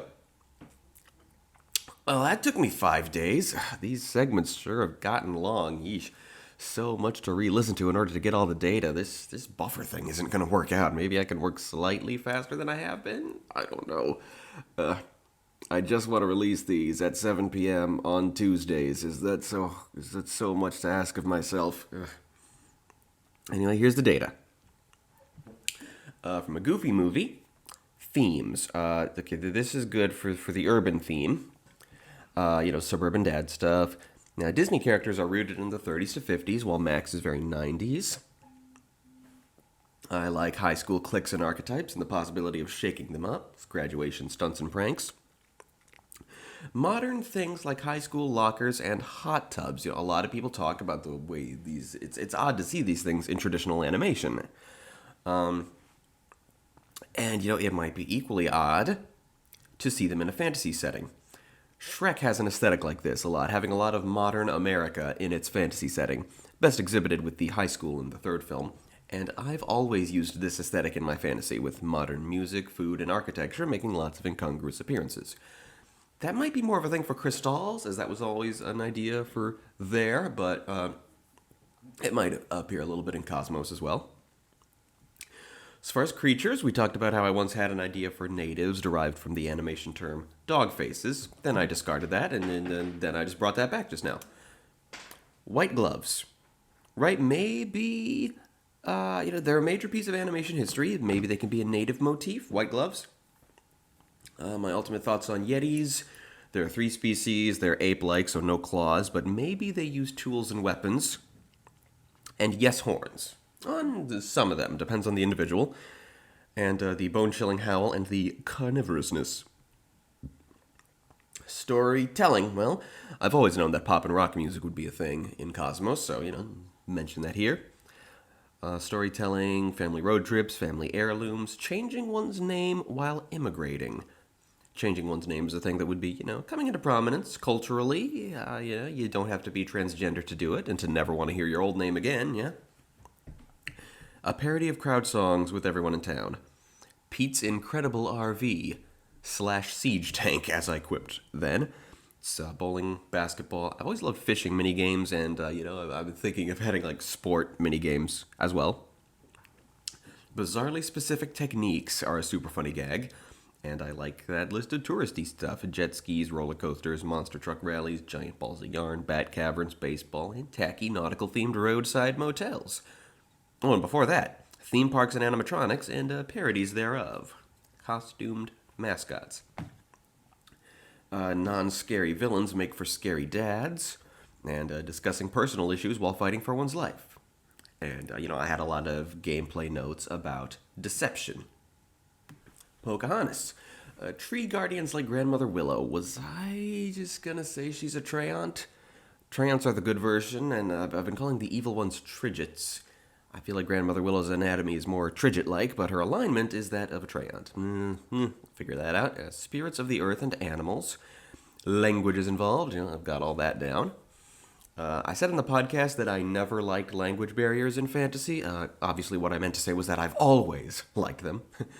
4th edition D&D posited a universe with only 10 languages in it and said language barriers never have to be an issue in your campaign, but I want them to be issues. It's cool. Storytelling elements. Superstition about revealing one's name to strangers. What dreams be meanin'. You can't do much in the way of foreshadowing dreams when you're playing an RPG, but theatrical DMs like Matt Mercer like giving more normal types of dreams based on one's insecurities and experiences and fears. Order versus chaos. That notion came up when talking about the typical Disney princess societal expectation. Historical civil wars in cosmos. Like, I'm sure there weren't always a mere 18 nations there. The things were a bit more complicated. The white man. First contact. Uncontacted tribes and peoples.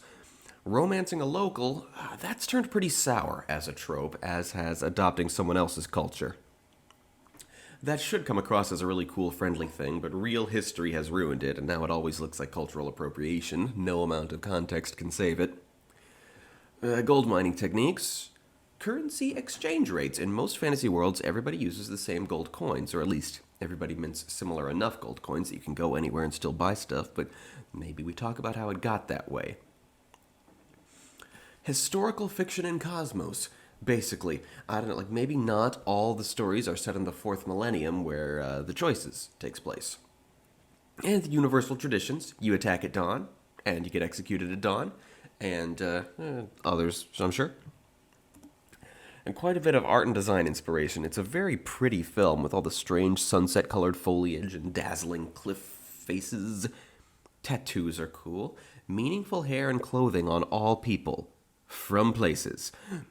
Gotta research and set up consistent motifs there. Added in for reasons other than it's looking cool, Meaningful. I gotta think about cultural differences in the choices. They visit a lot of places, but don't really experience their cultures. As far as Nixie, the part of Cosmos modeled after pre-colonial North America, what might such a place be like? As an interconnected part of the world that didn't get colonized. What might their culture and technology be like? I've already thought of their political system, that it's a single nation because all the tribes have united under an elected chief elder, but are still very much a ton of distinct tribes. Cultural and technological development from there. Not that they necessarily need it, a lot of it influenced by that meteor strike I talked about. Toy Story. I always knew there would be a Western theme in the TAPAS role-playing game, and I'm thinking of going full Weird West with it, A Western setting where you may very well find a dinosaur that eats force field-generating dogs, I like that trend. It hasn't super taken off, but for whatever reason, it's rather common in web animation. A setting that's a Western, but with magic, high technology, or both. And I really like it. Also, arcades and chain restaurants that don't suck because, hey, this is a fantasy game. Especially claw machines where it's actually possible to win shit. Creature-wise, I'm thinking no masquerade world where toys come to life, but there are living toys.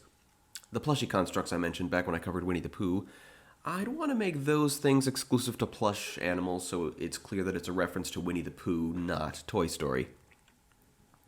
Though Toy Story and its themes, its struggles of being a toy, I'd say those apply tenfold to plushie constructs, since their owners are fully aware they're alive, but are also spoiled rich kids, may lack empathy, and grow bored of their plushy friends. Ooh, that's dark. I'm noting it. What we can do, though, is look at what the toy characters represent. Our main focal characters, cowboy, space ranger, shepherd, and a potato with detachable features, a pig with a coin slot, a T-Rex, a force field dog. What would bring such disparate creatures together? Plus the See and Say, Etch-a-Sketch, and Mr. Spell walking around when you wouldn't expect them to be the kind of toys that do that. Maybe robots of some sort? I don't know. Also teeny tiny army men, maybe like the miniature characters in Night at the Museum. Cowboy sharks, sentient binoculars, the little green men with their various cargo cults. I can dig into their identity a little more when I cover the Buzz Lightyear movie. Their culture and biology play a big role in that film's plot. So the mutants. The mutant toys, the spider baby, the hooker, as some call it, the hand in the box, the pterodactyl human head transplant. I'm sticking with just, those main three, plus, the pterodactyl and the doll. The wind-up frog, the RC car. No idea what to make of all these concepts, just, to note them in a sense that they're more than toys. Storytelling. How to make grown adults cry with Pixar-style storytelling. What kind of thing would that do? I mean, I guess themes of parenthood is what Pixar does to make people cry. Also themes of growing old. I could work with that, but I don't really know much about parenthood or growing old right now, so maybe later. And what kind of people would have the rules where you must not be seen? No one in the Keys and Kingdoms universe, but, maybe there is some urban fantasy setting somewhere with toys even. Maybe some diluted toys, particularly the sci-fi themed ones that can be a specific trope for a certain urban fantasy setting, as the living toys don't fit into any existing setting. I think I'm going to use the term Starship Ranger from Team Starkid show Starship. I'm thinking it's a combination of Starship Troopers and this film's term Space Ranger, so they got Starship Ranger out of that, and it's pretty cool. Gameplay-wise, unofficially creating Buzz Lightyear with every feature he has. And, there need to be tiny epic action sequences for tiny epic people. Rockets and explosives and stuff, propelled or otherwise. Art-wise, how about recurring Easter eggs like the Luxo Ball and the Pizza Planet truck? I feel like these things are getting exponentially more detailed with every passing episode. I mean, I had comparatively nothing to say about earlier films. Ugh. But powering through. Muppet Treasure Island. Okay, lots to say about creatures, because the Muppets. Let's talk about the first the characters exclusive to this film. Another incentive for potato people, I guess, from that one joke. And hey, detachable facial features are a pretty Muppety thing, too. Whatever Blind Pew is in this film, he's rather reptilian and a shade of blue I like very much. Black Dog is a native. Clueless Morgan, likewise. Is Bad Polly an awakened lobster?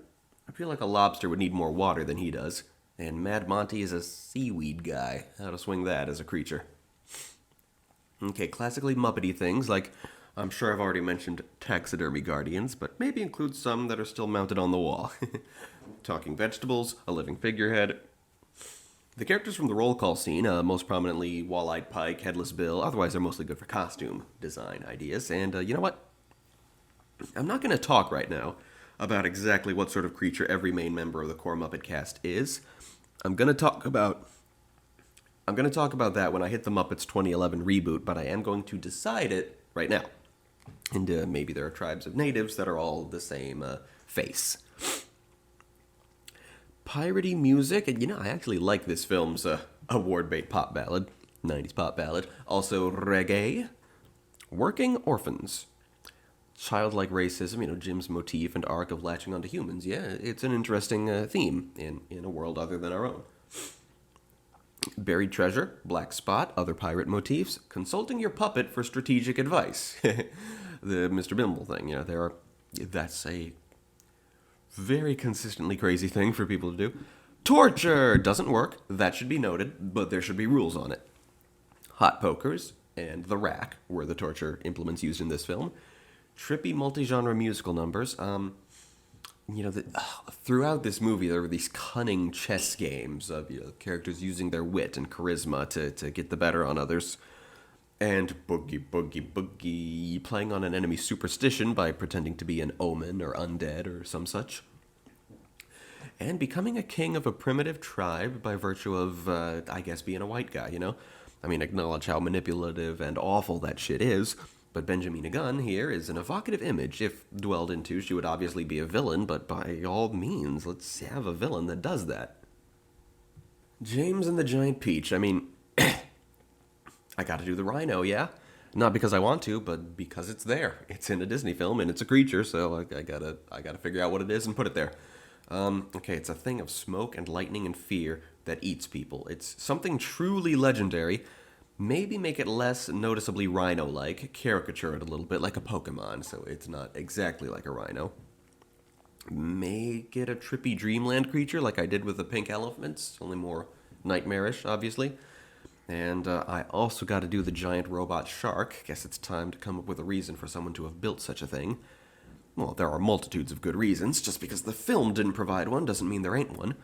Poaching. Poaching fish. There we go. That's easy. And I suppose the skeletal pirates in this film have something to work with.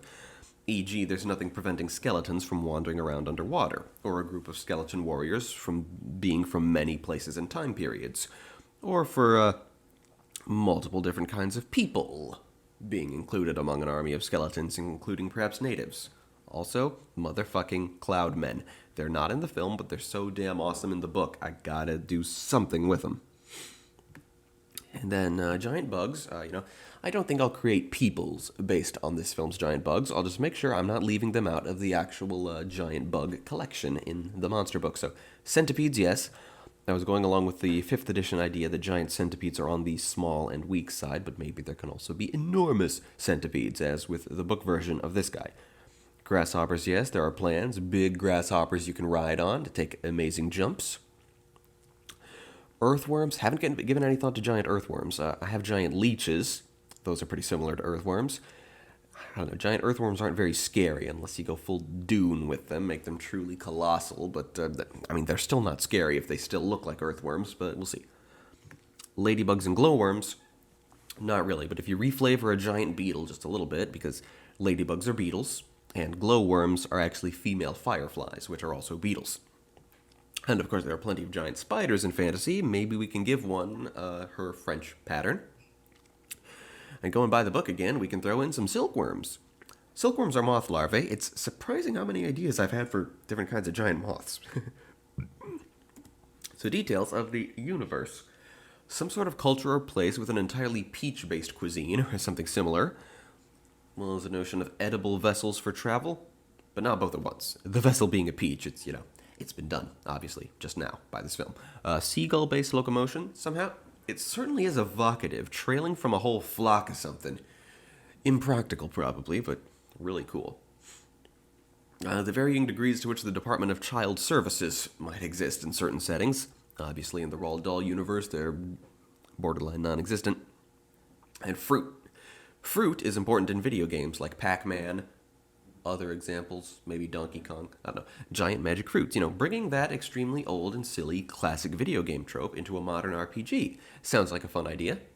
And really big food. You eliminate world hunger with it, and then you use the residue, such as the stone heart of a peach, for other purposes.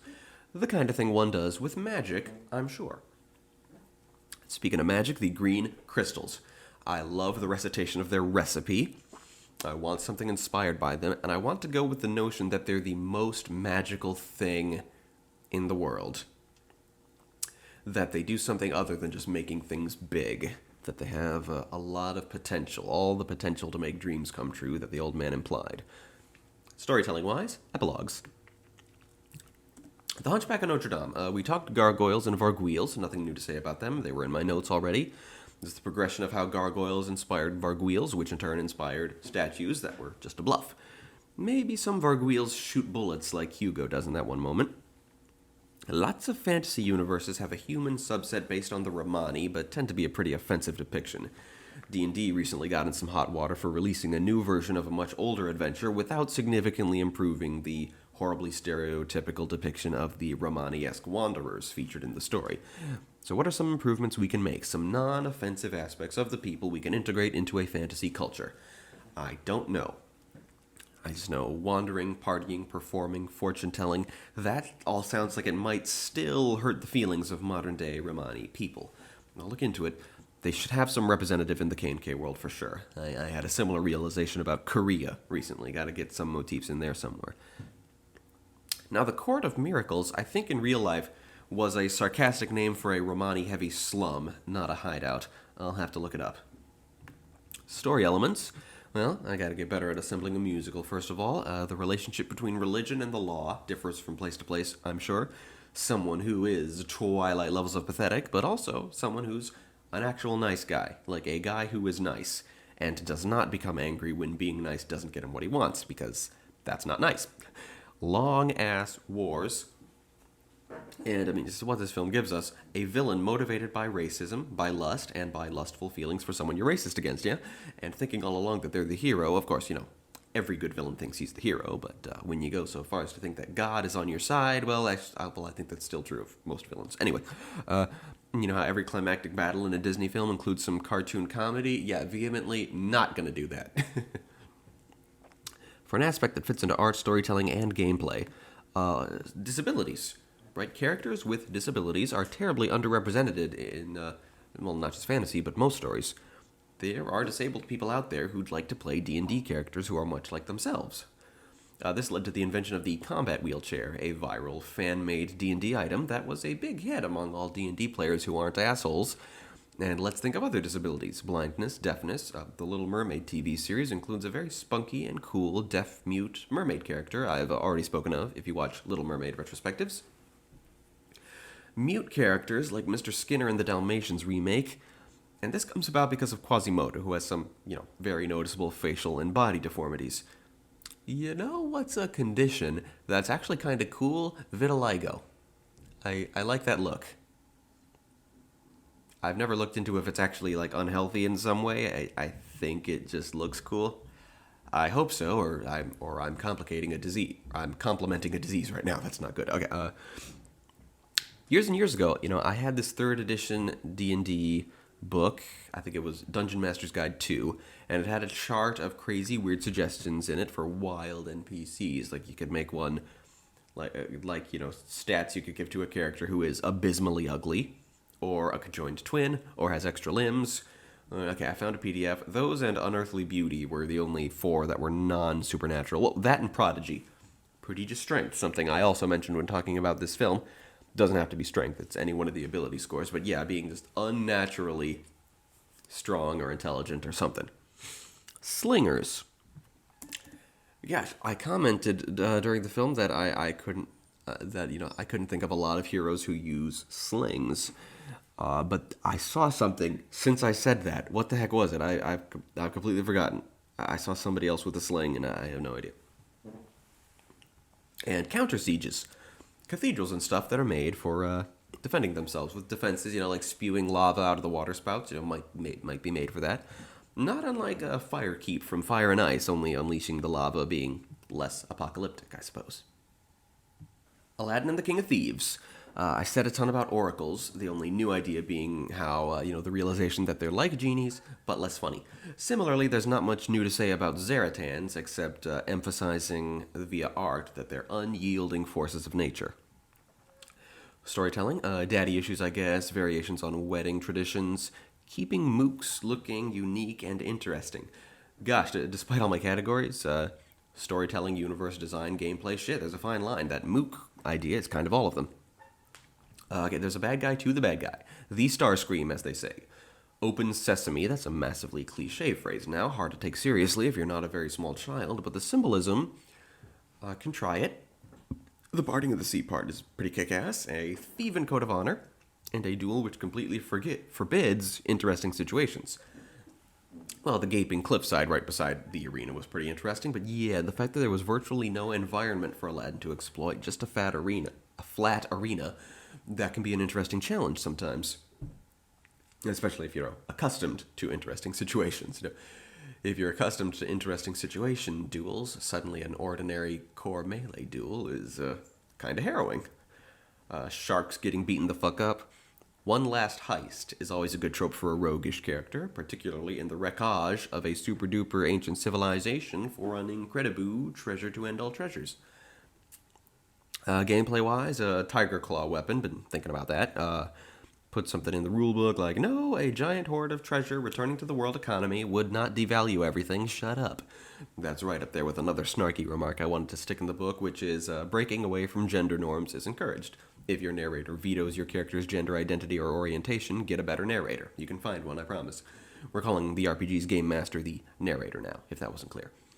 Complications due to wearing capes? Absolutely not. Capes are cool. I would never penalize the players of my RPG for wearing capes. Never. Adding realism to animal designs that Disney animation doesn't have. But not completely, because Disney's on a kick of making their animal characters look perfectly realistic, and it sucks. So we'll figure that out, just not take artistic liberties with their anatomy like Disney seemingly always does. It's weird. And the incredibly shocking appearance of CGI and amazing camera work near the end of the film, that's inspiring. that such a cheap film whipped something out like that. It was always hoped that, TAPAS motion comics can have moments where the art suddenly becomes much more expensive during really impactful scenes. If Disney Toon this early in their career can do it, so can we.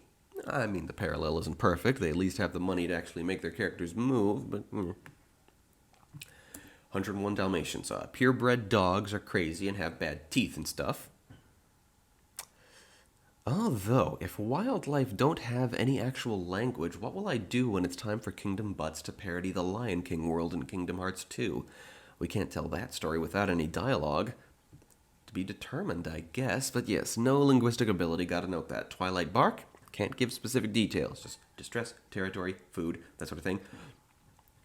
No need to mention again the hyper-competence of beasts, I guess, in both Disney and RPGs. I've talked about that enough.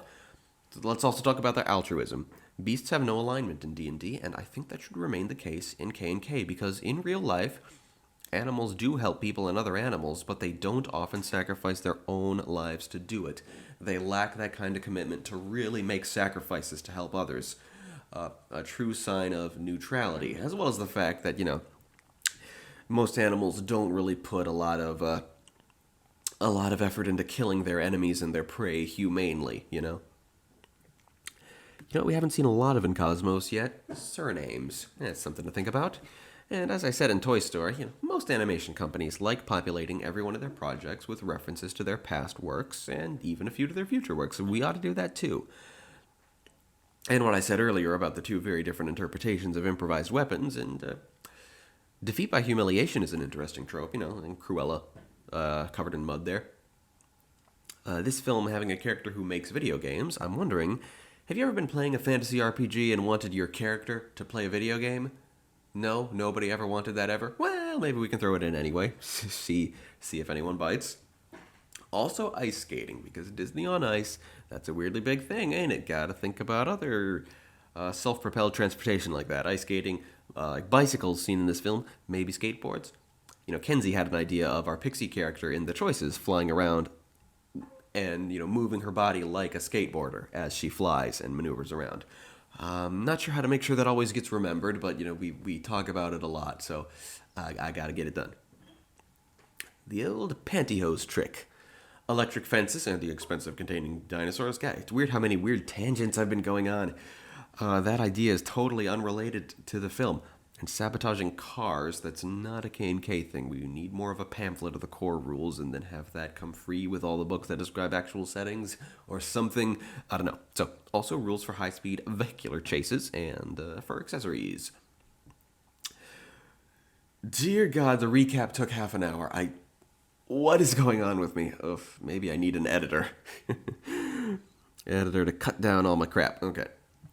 Now let's see about the whereabouts of the items in the 1997-1998 page of the collection. And they're all on Disney Plus, as expected. I sure am glad Disney Plus exists and is usually that easy now. Still not always. Lately, I had to actually look pretty hard to find a DVD of the Buzz Lightyear movie, for instance. It was difficult enough that I made sure to grab it way in advance. It came out in 2000, so I won't be talking about it until then. But hey, I've never had to skip a movie in the collection before, so I wanted to make sure I got that elusive one well ahead of time. Yeah, and I may have to look ahead, make sure there won't be any other films that are hard to come by. And now we're nearing the end, the very, very end of the Droon segment, as I look into Special Edition number 7, The Genie King, the second to last book in the series. I wonder how many times I've forgotten this. Not too many times, surely. This is only the 7th special edition. But anyway, in normal books, the back cover always says, "A hidden door, a magical staircase, discover the world of Droon." While every special edition has a unique tagline, and this one's is, "A kingdom under attack, a city lost in time, a dangerous mission only Neil can complete." Another thing I, kind of never really thought about before is that every book I have from book 23 onward has the same back cover, an image of the heroes sailing by the light of the moon, whereas the books in the first half of the series, their cover illustrations fully wrap around, so you get a unique scene on the back of each. And they're easily distinguished because the books in the latter half of the series have a big white little apple logo on the spine. And the weird thing is, the copy of book 14 that I have also has the white logo and no back cover image. So that makes me wonder, are these like later reprints? Does every book in the second half of the series have a back cover illustration that I've never seen? I know book 14 must for sure. Maybe not for book 23 onward. Maybe those titles were always printed in such a way. Otherwise, it's a pretty weird coincidence that I got all later editions for the second half of the series, but almost all original editions for the first half.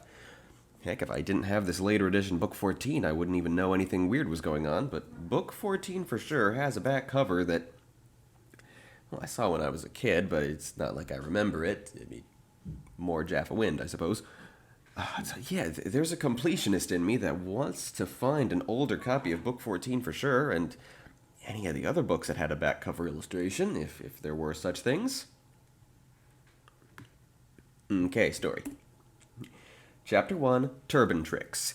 Even though the previous book ended with Neil and Julie still in Droon, this one opens with them in class. I think that's the only time that happens, you know? Usually when they're in Droon at the end of a book, the next one picks up immediately. Not this time, I guess. Neil is in math class, and he dozes off and has a possibly magical daydream about being the Genie King Zabalak and directing his 6 fellow genies in a grand mission to save Eric.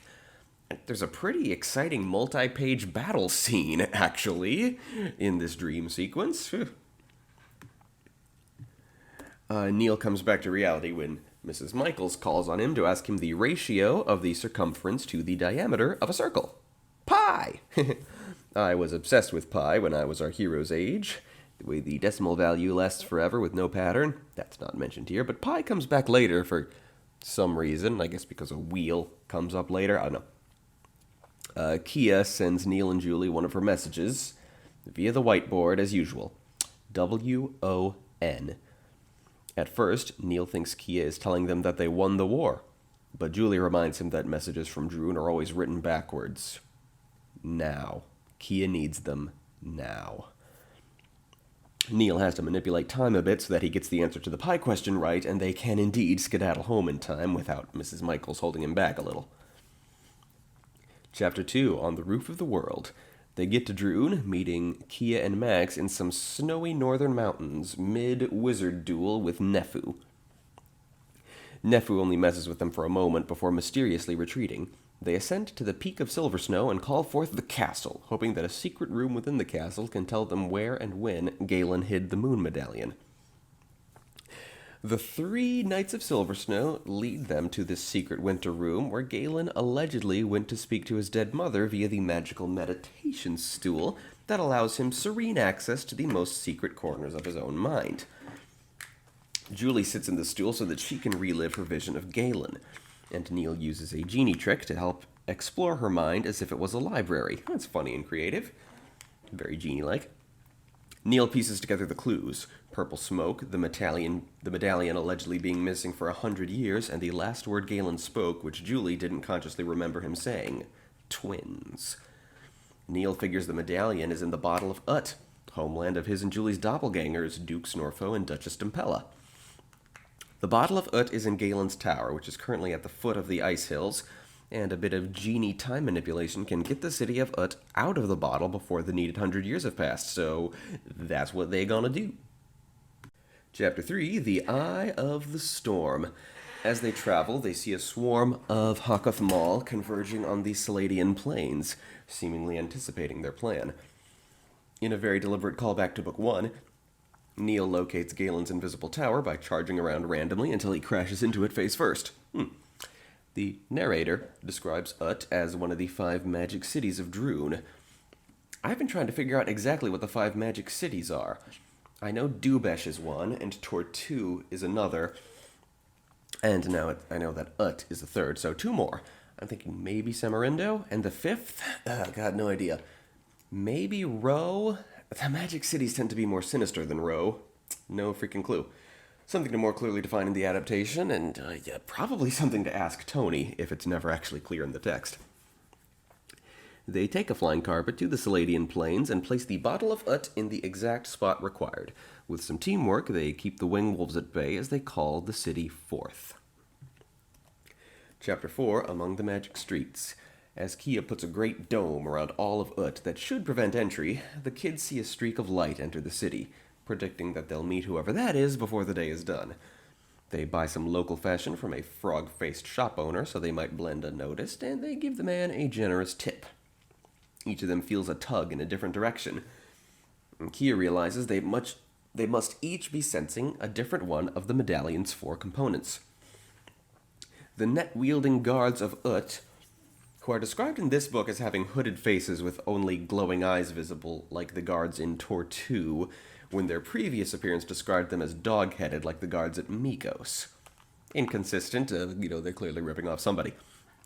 Also, their last appearance depicted them wielding giant butterfly nets. I think Tony meant like a gladiator's net, you follow me? Something to think about. Anyway, those guys, they show up. Chapter 5, Scouring the City. Our 4 heroes scatter, Neil finding himself alone and running into Duchess Dimpella, who naturally mistakes him for her brother, while he mistakes her for Julie. Weird thing that. Why are the rulers of Ut doppelgangers of Neil and Julie? A secret of Droon not to be resolved, I suppose. Now, this book delves into something that was never actually a thing in the other book that features Ut, and that's that Dimpella has a massive crush on Neil. A guy she did not really interact with in her previous appearance. A guy about whom she knows nothing except that for some reason he's identical to her brother. I'm not saying I'd change this in my adaptation. I'm saying I'd have Neil more aware of how odd it is.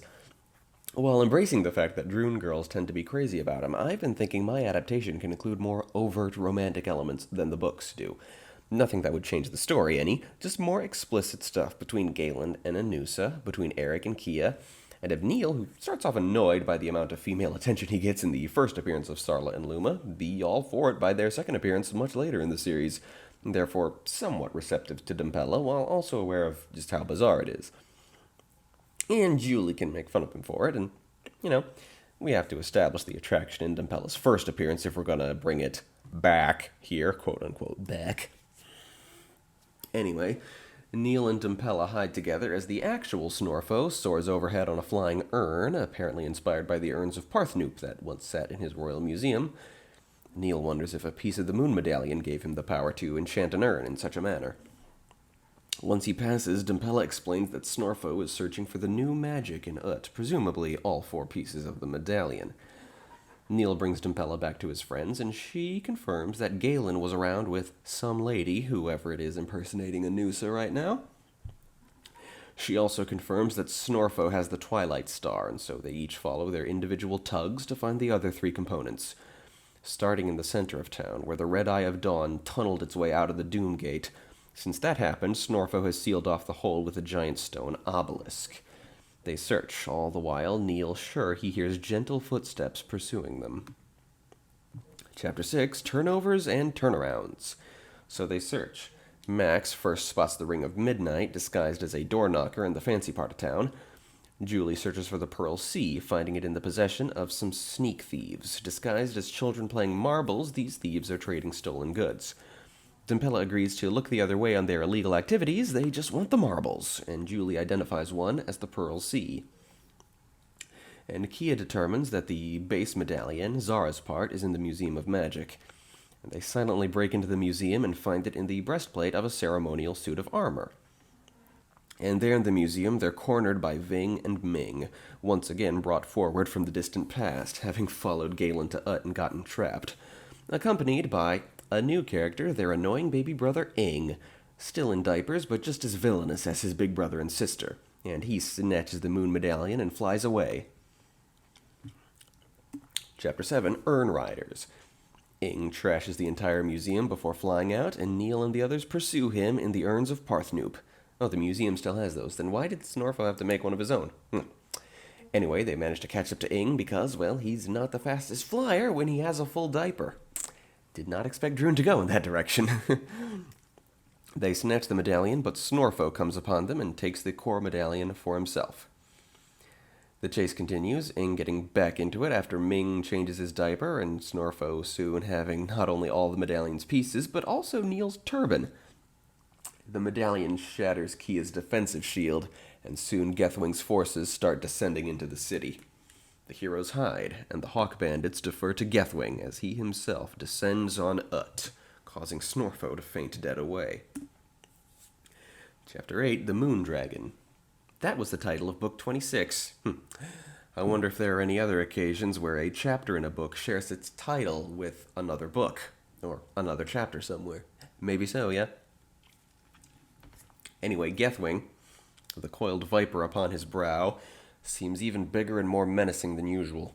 He takes the turban-wearing, unconscious Snorfo to be Zabalak, and takes the moon medallion from his limp hands, finding it still missing the twilight star. Neil and Julie stride out, deciding to impersonate Snorfo and Dumpella, and Neil cooks up a pretty good bluff, saying he being Snorfo, hid the twilight star beneath the obelisk, and that the worst dungeon they can put Snorfo, who they think is Zabalak, is in the tower where Neil knows the twilight star to be, that he'll be taking Zabalak's turban. Gethwing goes along with it for a moment, then reveals he knew the truth all along by asking, "How long have you been a genie?" Nefu apparently planted a gem in Neil's turban that allowed Gethwing to track him, which makes no sense because Gethwing's forces start converging on the Saladian plains well before our heroes got there. Granted, maybe it's a listening device. They don't start heading there until after the heroes know they should be there, but Gethwing knowing which one is Neil because of the gem, which is in the turban, which Snorfo is wearing, that doesn't add up. Overwhelmed by the pressure, as Gethwing charges him demanding the Twilight Star, Neil bellows, "Stop!" And sure enough, time itself stops. Chapter 9, The Cave of Night. With time stopped, Neil wonders whom the Genie King might call for help. Perhaps the other genies. He calls out to them, but they do not come to him. Rather, he joins them in a dream vision of the Cave of Night, Gethwing's birthplace, a place whose location is known only to Gethwing himself. Even the genies can't be sure where they are now, having congregated there via teleportation and dreaming, I guess. Despite this merely being a dream vision, they can be menaced by the shadow goblins Gethwing has set to defend the place, who can guard it even in dreams and visions. I'm assuming the shadow goblins are the same kind as the one that ultimately took the wand of Uruk from young Galen, yeah? As the other genies stay behind to battle the shadow goblins, Neil is sent ahead to find Gethwing's greatest secret, the Wheel of Life, a great stone wheel 20 feet across that spins and spins in the depths of the Cave of Night. And here Neil comes face to face with Zabalak, his older self, the adult, fully realized Genie King, visiting from the future to give young Neil guidance now. Neil has a vision of, among other things, 7 hands touching the Wheel of Life to make it stop turning. Future Zabalak tells Neil that the 7 destined hands are not those of the 7 genies, that soon Neil will face a pain too great to bear. He also warns Neil that another Wheel of Life is in play here, that of Droon itself. Neil returns to his fellow genies, who tell him that he stopped time only within the borders of Ut. The rest of the world still turns, and Gethwing's armies still approach. But there's a plan. If they can get Gethwing underneath the obelisk, they can imprison him in the Doomgate forever and end the war early. They return to Ut, and Neil starts time again, though not before chaining Gethwing to the obelisk for a little surprise. Chapter 10, The Battle in the Bottle. Gethwing is jerked back by the chain, dropping the moon medallion back into Neil's hands. As Neil does his thing, the other 6 genies work together to uproot the obelisk and then drag the chained-up Gethwing into the Doomgate. Gethwing is very powerful, so it takes some time, even for 6 genies together, to pull that off. Gethwing calls the genies turban heads a couple times, and before that, Ing called Neil a muffin head. I don't think you can say that to people who wear turbans. Indeed, I'm kind of iffy on how okay it is for Neil to wear a turban in the first place when he's a white guy. It feels appropriation-y. Well, we'll figure it out. Neil regroups with Julie, Kia, and Max. Dumpella leads them on the best route through the city so they can get the star from Snorfo's tower, evading Nefu in her flying chariot, and also assisted by the shopkeep they generously tipped. They get up to the top of the tower, where Snorfo is sulking, furious that for all the magic he loves to hoard, he's helpless against the big movers and shakers in Droon. He refuses to tell them where he hid the Twilight Star until Neil uses his genie magic to enchant one of Snorfo's urns. A personal flying urn just for him. This simple act of kindness gets through to Snorfo, and he gives them the star, allowing them to complete the medallion. From the tower, they watch the genies drag Gethwing down into the hole. But then the guy who's been quietly stalking them all day makes himself known. It's Prince Ungast. Chapter 11, On the Purple Tower. No trace of Eric remains in Prince Ungast. He doesn't even look like Eric anymore, looking haggard and gray. He demands the moon medallion, and they tell him they'll hand it right over, but not to Prince Ungast. To Eric, as he asked. They draw the photograph of the aviator out of Ungast's cloak, of Eric's ancestor, of the special secret whose meaning is known only to Eric. They give Ungast the antidote they made 2 books ago, and he willingly drinks it. Ungast is so confused about who he is and where he came from that he totally, willingly submits to his foe's desire to turn him back into Eric. And indeed, Eric is back. He's exhausted and traumatized, but he's himself again, and they give him the moon medallion. But Eric knows it isn't over. As he speaks, Gethwing breaks free of the genie's chains and starts climbing up the tower, bellowing Ungast's name. Chapter 12, Behold the King. Eric expresses that he can't run off with his friends, not now. He has to stay with Gethwing for a while to uncover his secret. That as long as the wheel of life turns, Gethwing is immortal, invincible, unkillable, undefeatable. Note to self, make all that more obvious in all of Gethwing's previous appearances throughout the entire second half of the series, yeah, so that it's more of a eureka moment for the viewers when Neil states it. Kind of comes out of nowhere right here in the penultimate volume. So yeah, they need to find out the prophecy that was made when Gethwing was born that makes him invincible, as well as the location of the Cave of Night. And for that, Eric has to pretend that he's still Ungast, to go undercover and try to get Gethwing's secret. Everyone is anguished as Eric dons Ungast's sinister helmet again, and Neil tearfully hurls Eric off the balcony so it looks like they're still enemies. Gethwing rescues him, and all of the dark forces withdraw from Ut. The heroes part ways with Snorfo and Dimpella and leave Ut, as the sun goes down and the city withdraws back into its bottle. 2 days remain before Gethwing attacks Jaffa's city. The final quest is nigh. So there we go. That was the second to last book in this series, and it was very good. It represents everything Droon has ever been. Comedy, adventure, the feels, very clever use of continuity. I like. And let's talk casting. Let's start with the 2 thieves from whom they acquire the Pearl Sea. Why did those jokers get on the cast list? Well, because I read the Droon Encyclopedia on the Scholastic website shortly before I finished reading the series. And quite a few characters are in the encyclopedia who really shouldn't be, including the guy known only as the Dog-Eared Thief. The description of the character brought to mind Barkhad Abdi. This, of course, would have been around the time of the 2014 Oscar season when 2 black performers new to the film world were getting a lot of hype.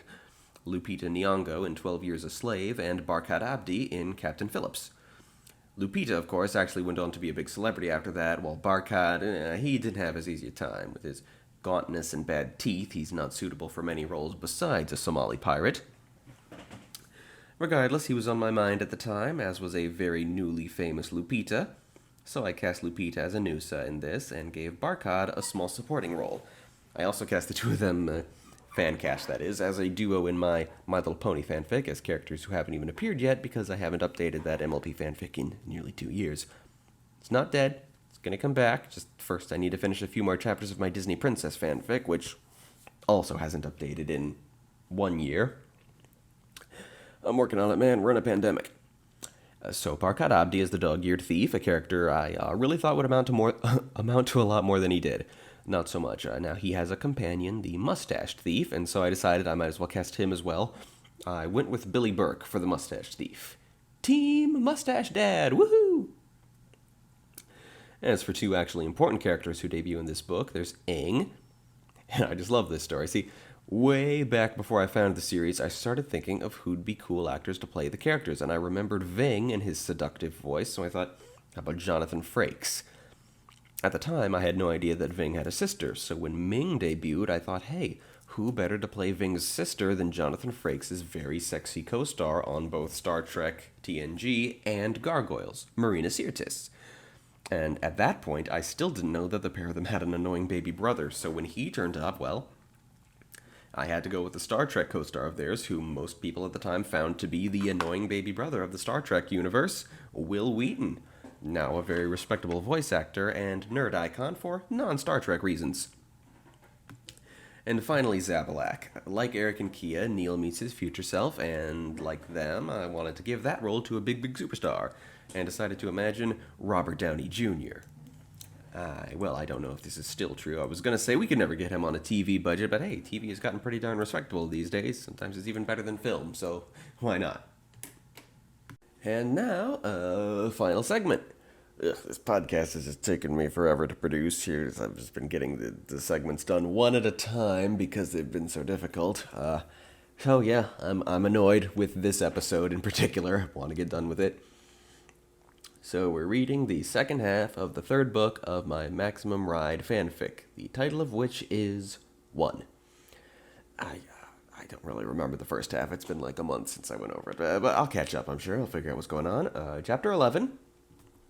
So this one starts with Fang confronting Iggy about how he was spotted buying a skateboard at a sporting goods store in Denmark. I guess that's just to facilitate jokes about Iggy being a very tall, blue-eyed blonde, so he's Scandinavian. That is an incredibly weak running gag. Anyway, we learned that Guan of the 5 has been passing Fang information for some time. This is a Max POV chapter, you see. And she hangs around as Iggy and Nudge start getting hot for each other and sneak off, and Max wonders if that traumatizes Angel, now 10, to have to read people's minds while they have sex, and Angel's like, far from the most traumatizing thing in her life. Max briefly regrets going into hiding all those years, but Angel assures her that it worked out. Aerie needed to be protected, and if the flock had been with her, there would have been no one to hold back Jewel. The world might have already ended. Fang returns from his meeting with Guan, who says that Jewel seems to be having a change of heart and it might be worth meeting with him diplomatically. Fang doesn't trust Guan that much and rejects this information. Chapter 12, kind of a lame beginning here. It's Keegan sort of stargazing, then Niles comes up, then we get a bit more characterization from Lang and Shay before they become important, and then Jewel comes up to ask Keegan for some help. Lao Hu, after the arm-breaking incident, is not only avoiding Jewel, but also seeking to remove herself from the inner circle, get rid of the antibodies that make her immune to the spider virus. Keegan has no advice to offer, but as Lao Hu just happens to be walking by right now, Jewel makes his move. Wait, what the hell could this be? Well, Lao Hu stands up for herself, having the courage to do that against a villain like Jewel, who tends to decapitate anyone who disagrees with him. I guess she doesn't care anymore about life, and she survives it because at this point, emotionally, he needs her. He begs her to be his wife, his queen. She acknowledges that, from her point of view at least, he has a beautiful soul, and he gives her the canister that holds the spider virus, wanting her to open it when the time comes. Spoiler alert, this is not mentioned for the rest of this book, and I can't recall if it ever comes up again that Lao Hu has this canister. I don't remember if the spider virus ever comes up again. Chapter 13, back at the ICBG base, Jeb appears. Max is disgruntled, asks Fang how long he's been here, and Fang replies, longer than any of them have been here, but they almost never see him. It's pretty creepy. I don't know that Canon Jeb quite had that creepy tendency to turn up everywhere that I gave him in this story, but things between Max and Jeb were always complicated in the books, and I think I continue that part, at least, fairly well. How was that resolved in the books? I don't recall. Keegan visits them while wanting to hang out, now that Max is basically back, but Max isn't sure anything quite so normal is on the table. Max is suspicious when Keegan is friendly with Jeb. The degree to which she doesn't trust Jeb very much supersedes how much she trusts Keegan. And she wonders if Keegan was the voice, which Keegan denies, and so Max asks who the voice was. Keegan gives her the answer, occasionally provided in the series, that the voice is just one of Max's mutations, just like the empathic powers Nudge has, or the mind-reading and clairvoyance Angel has. Max feels sure there must be more to it than that, so Keegan supposes maybe it's the voice of the universe itself, it's a gift that guides her destiny. And on that subject, that gets Max needling at Keegan about using her own reality warping capabilities, and Keegan objects that she didn't want to debate this now, she just wanted to hang out. And the notion of hanging out at this period in history just offends Max so deeply that she kicks Keegan out of the base. Max later confides that she envies Keegan for her weakness, her ability to sit idly by instead of fighting. Max wishes she'd had the kind of life that could have afforded her that kind of mindset. Chapter 14, Max and Fang are having a romantic moment under the stars, just up in a tree outside the secret base. Max's headspace is taken up by all the Save the World stuff she's been dealing with since end of book 1, I guess, maybe a little earlier. Fang is thinking maybe they get engaged properly, and, Max isn't sure, but, Max having dodged Fang's affection all her life, Fang is live streaming his proposal. He presents her a ring with a black onyx gem instead of a diamond, and intricate engravings that you'd need hawk-like vision to be able to see that represent their history together. It's too damn good for Max to reject, especially not when it's being live-streamed to the world, and she accepts live on air. The pair of them rejoin the flock. It's just the 6 of them today. Everyone else is out of the way to give them privacy in this flock moment when, at the worst possible time, Max's expiration date appears. If I haven't explained, this was a plot element from the books that fans were often very, very worried about at the time. The original trilogy put a lot of emphasis on it, and, naturally, so did the fanfiction from the time. Every clone and experiment created by the school, as they call it, has an expiration date, which appears on the back of the creature's neck when it starts drawing near. When that date arrives, the genetic experiment, the person, just dies. So yeah, for obvious reasons, this was a big deal in the original Maximum Ride trilogy, but to my recollection was never resolved. Sure, maybe it's because Max is only 15 years old at the end of the series, so maybe their expiration date was set to a ripe old age, but still, I don't think the notion is ever mentioned after the 3rd book. You really should have resolved that. Otherwise, it's something the characters have hanging over them for their entire lives. It's scary, man.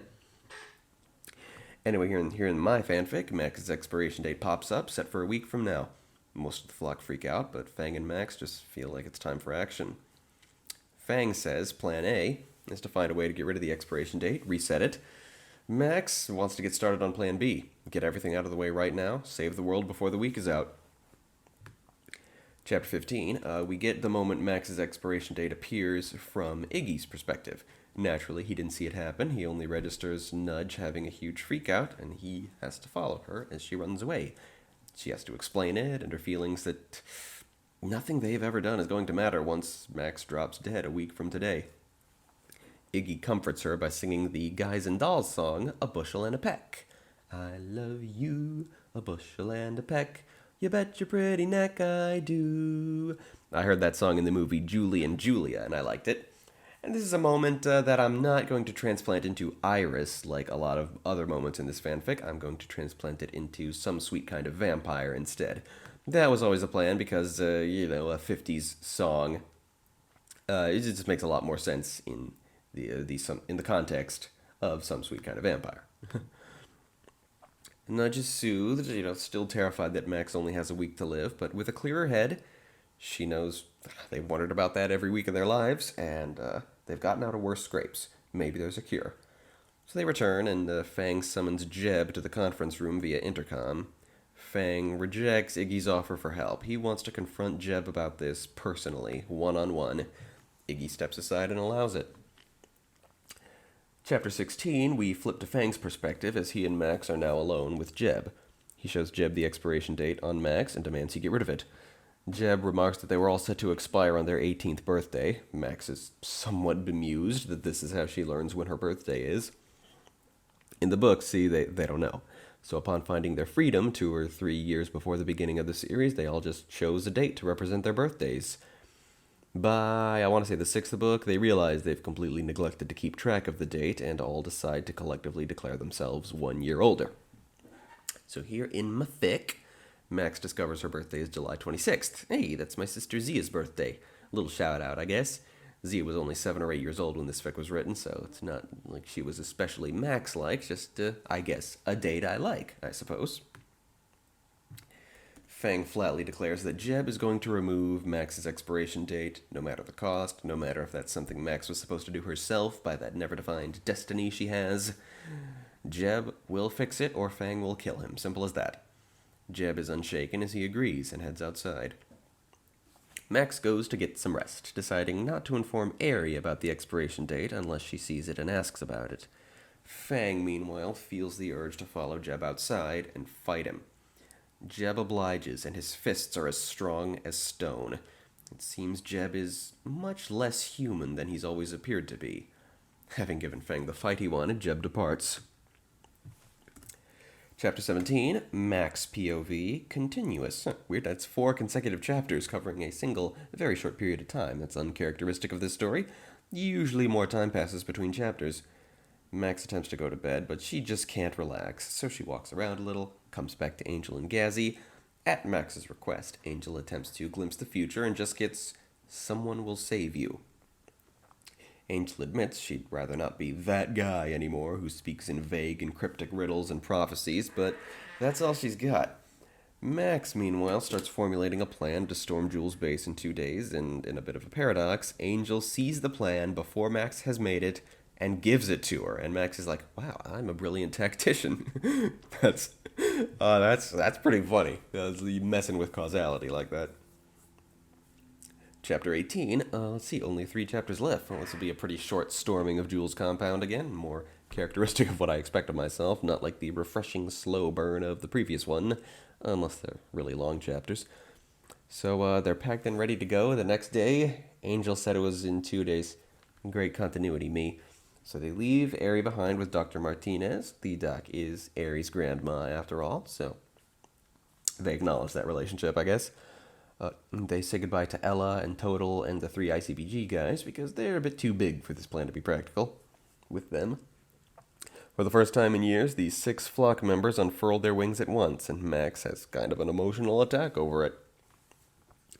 As they fly, Max ponders that she will be 18 in a week. If she survives this, that'll be special. And they head to southern Asia, where the base from the beginning of this story was. Bird people can't fly from Italy to southern Asia. I had no sense of global scale in these early stories. It's a common thing in amateur writing, I suppose. Nothing to be too ashamed of. So yeah, they're on their way. They're going to find the base in southern Asia somewhere where Max was captured before and fuck shit up. Chapter 19. Okay, this one starts with an author's note that due to high intensity, this will be the first chapter on the Super Super Bad Truly Mad Moves fanfiction account to switch between multiple perspectives. Cool. And we start off in third person as Jewel and his 100 chosen candidates watch Max and the flock land outside their compound. Jewel has learned of Guan passing info to Fang for 3 years, thanks to Guan, giving Jewel some information in return. But instead of just killing him, Jewel asks Lao Hu for her advice, and she wishes to spare Guan as he was her teacher and is an honorable warrior who repays his debts. Jewel obliges. Bridget, meanwhile, has completely lost her mind, and giving into fits of lust over the sight of Fang and jealous hatred at seeing Max with him. Switch over to Max. They walk right in, seeing no people, but security measures activate regardless. First, a mirror maze, which separates the 6 of them. Angel mind links all 6 of them, but that's taxing, so it's only momentary. Just enough time to confirm that the 6 of them are in 6 different places. Shay appears before Max and explains that each member of the flock has been placed in a psychological torment that suits them best. Why Max's chosen torment is to talk to Shay, someone she's never met, neither of them are really sure. Max quickly figures out that they're pumping some sort of gas at her that's making her receptive to the power of suggestion. So she holds her breath and takes out Shay in a single, unexpected sneak attack and proceeds, into a different hallway. It's less gassy. Fang POV, he is faced with Bridget. She's stark naked and tells him that if he makes love to her, Jewel will back off and the human race will survive. Fang says, well, that's what he's got to do. And the chapter ends with an author's note in which I'm really mean and kind of yell at the fans for not reviewing thoroughly enough. Ugh, cringy. I regret that. Chapter 20. Oh, dang, I was wrong. I thought maybe these POVs would go in the order in which the flock are always listed. Max, Fang, Iggy, Nudge, Gazzy, Angel. Oldest to youngest. But no, this one goes right from Fang to Nudge. Plus, I think it's later in this series that I finally start giving POV chapters to Gazzy and Angel. Yeah, I don't think they have any in this first half of the series. And, postscript, yeah, not only that, but we don't find out what their personal torments were in this moment. So Nudge, as stated by Shay in the previous chapter, her torment is to face claustrophobia inside the living cell, the living stone thingy from the previous book in this fanfic, and Iggy's is to have to listen to her have that panic attack. Nudge is freaking out, but soon she and Iggy understand the word the cell is trying to say. Ally. Lao Hu appears, declaring her intention to punish the cell for this betrayal, this turncoat. Iggy and Nudge are ready to fight her, unmoved by her claims of being Jewel's queen. Back to Max's POV, she comes upon Fang, who has subdued Bridget and found the weapons she had hidden in the romantic setting.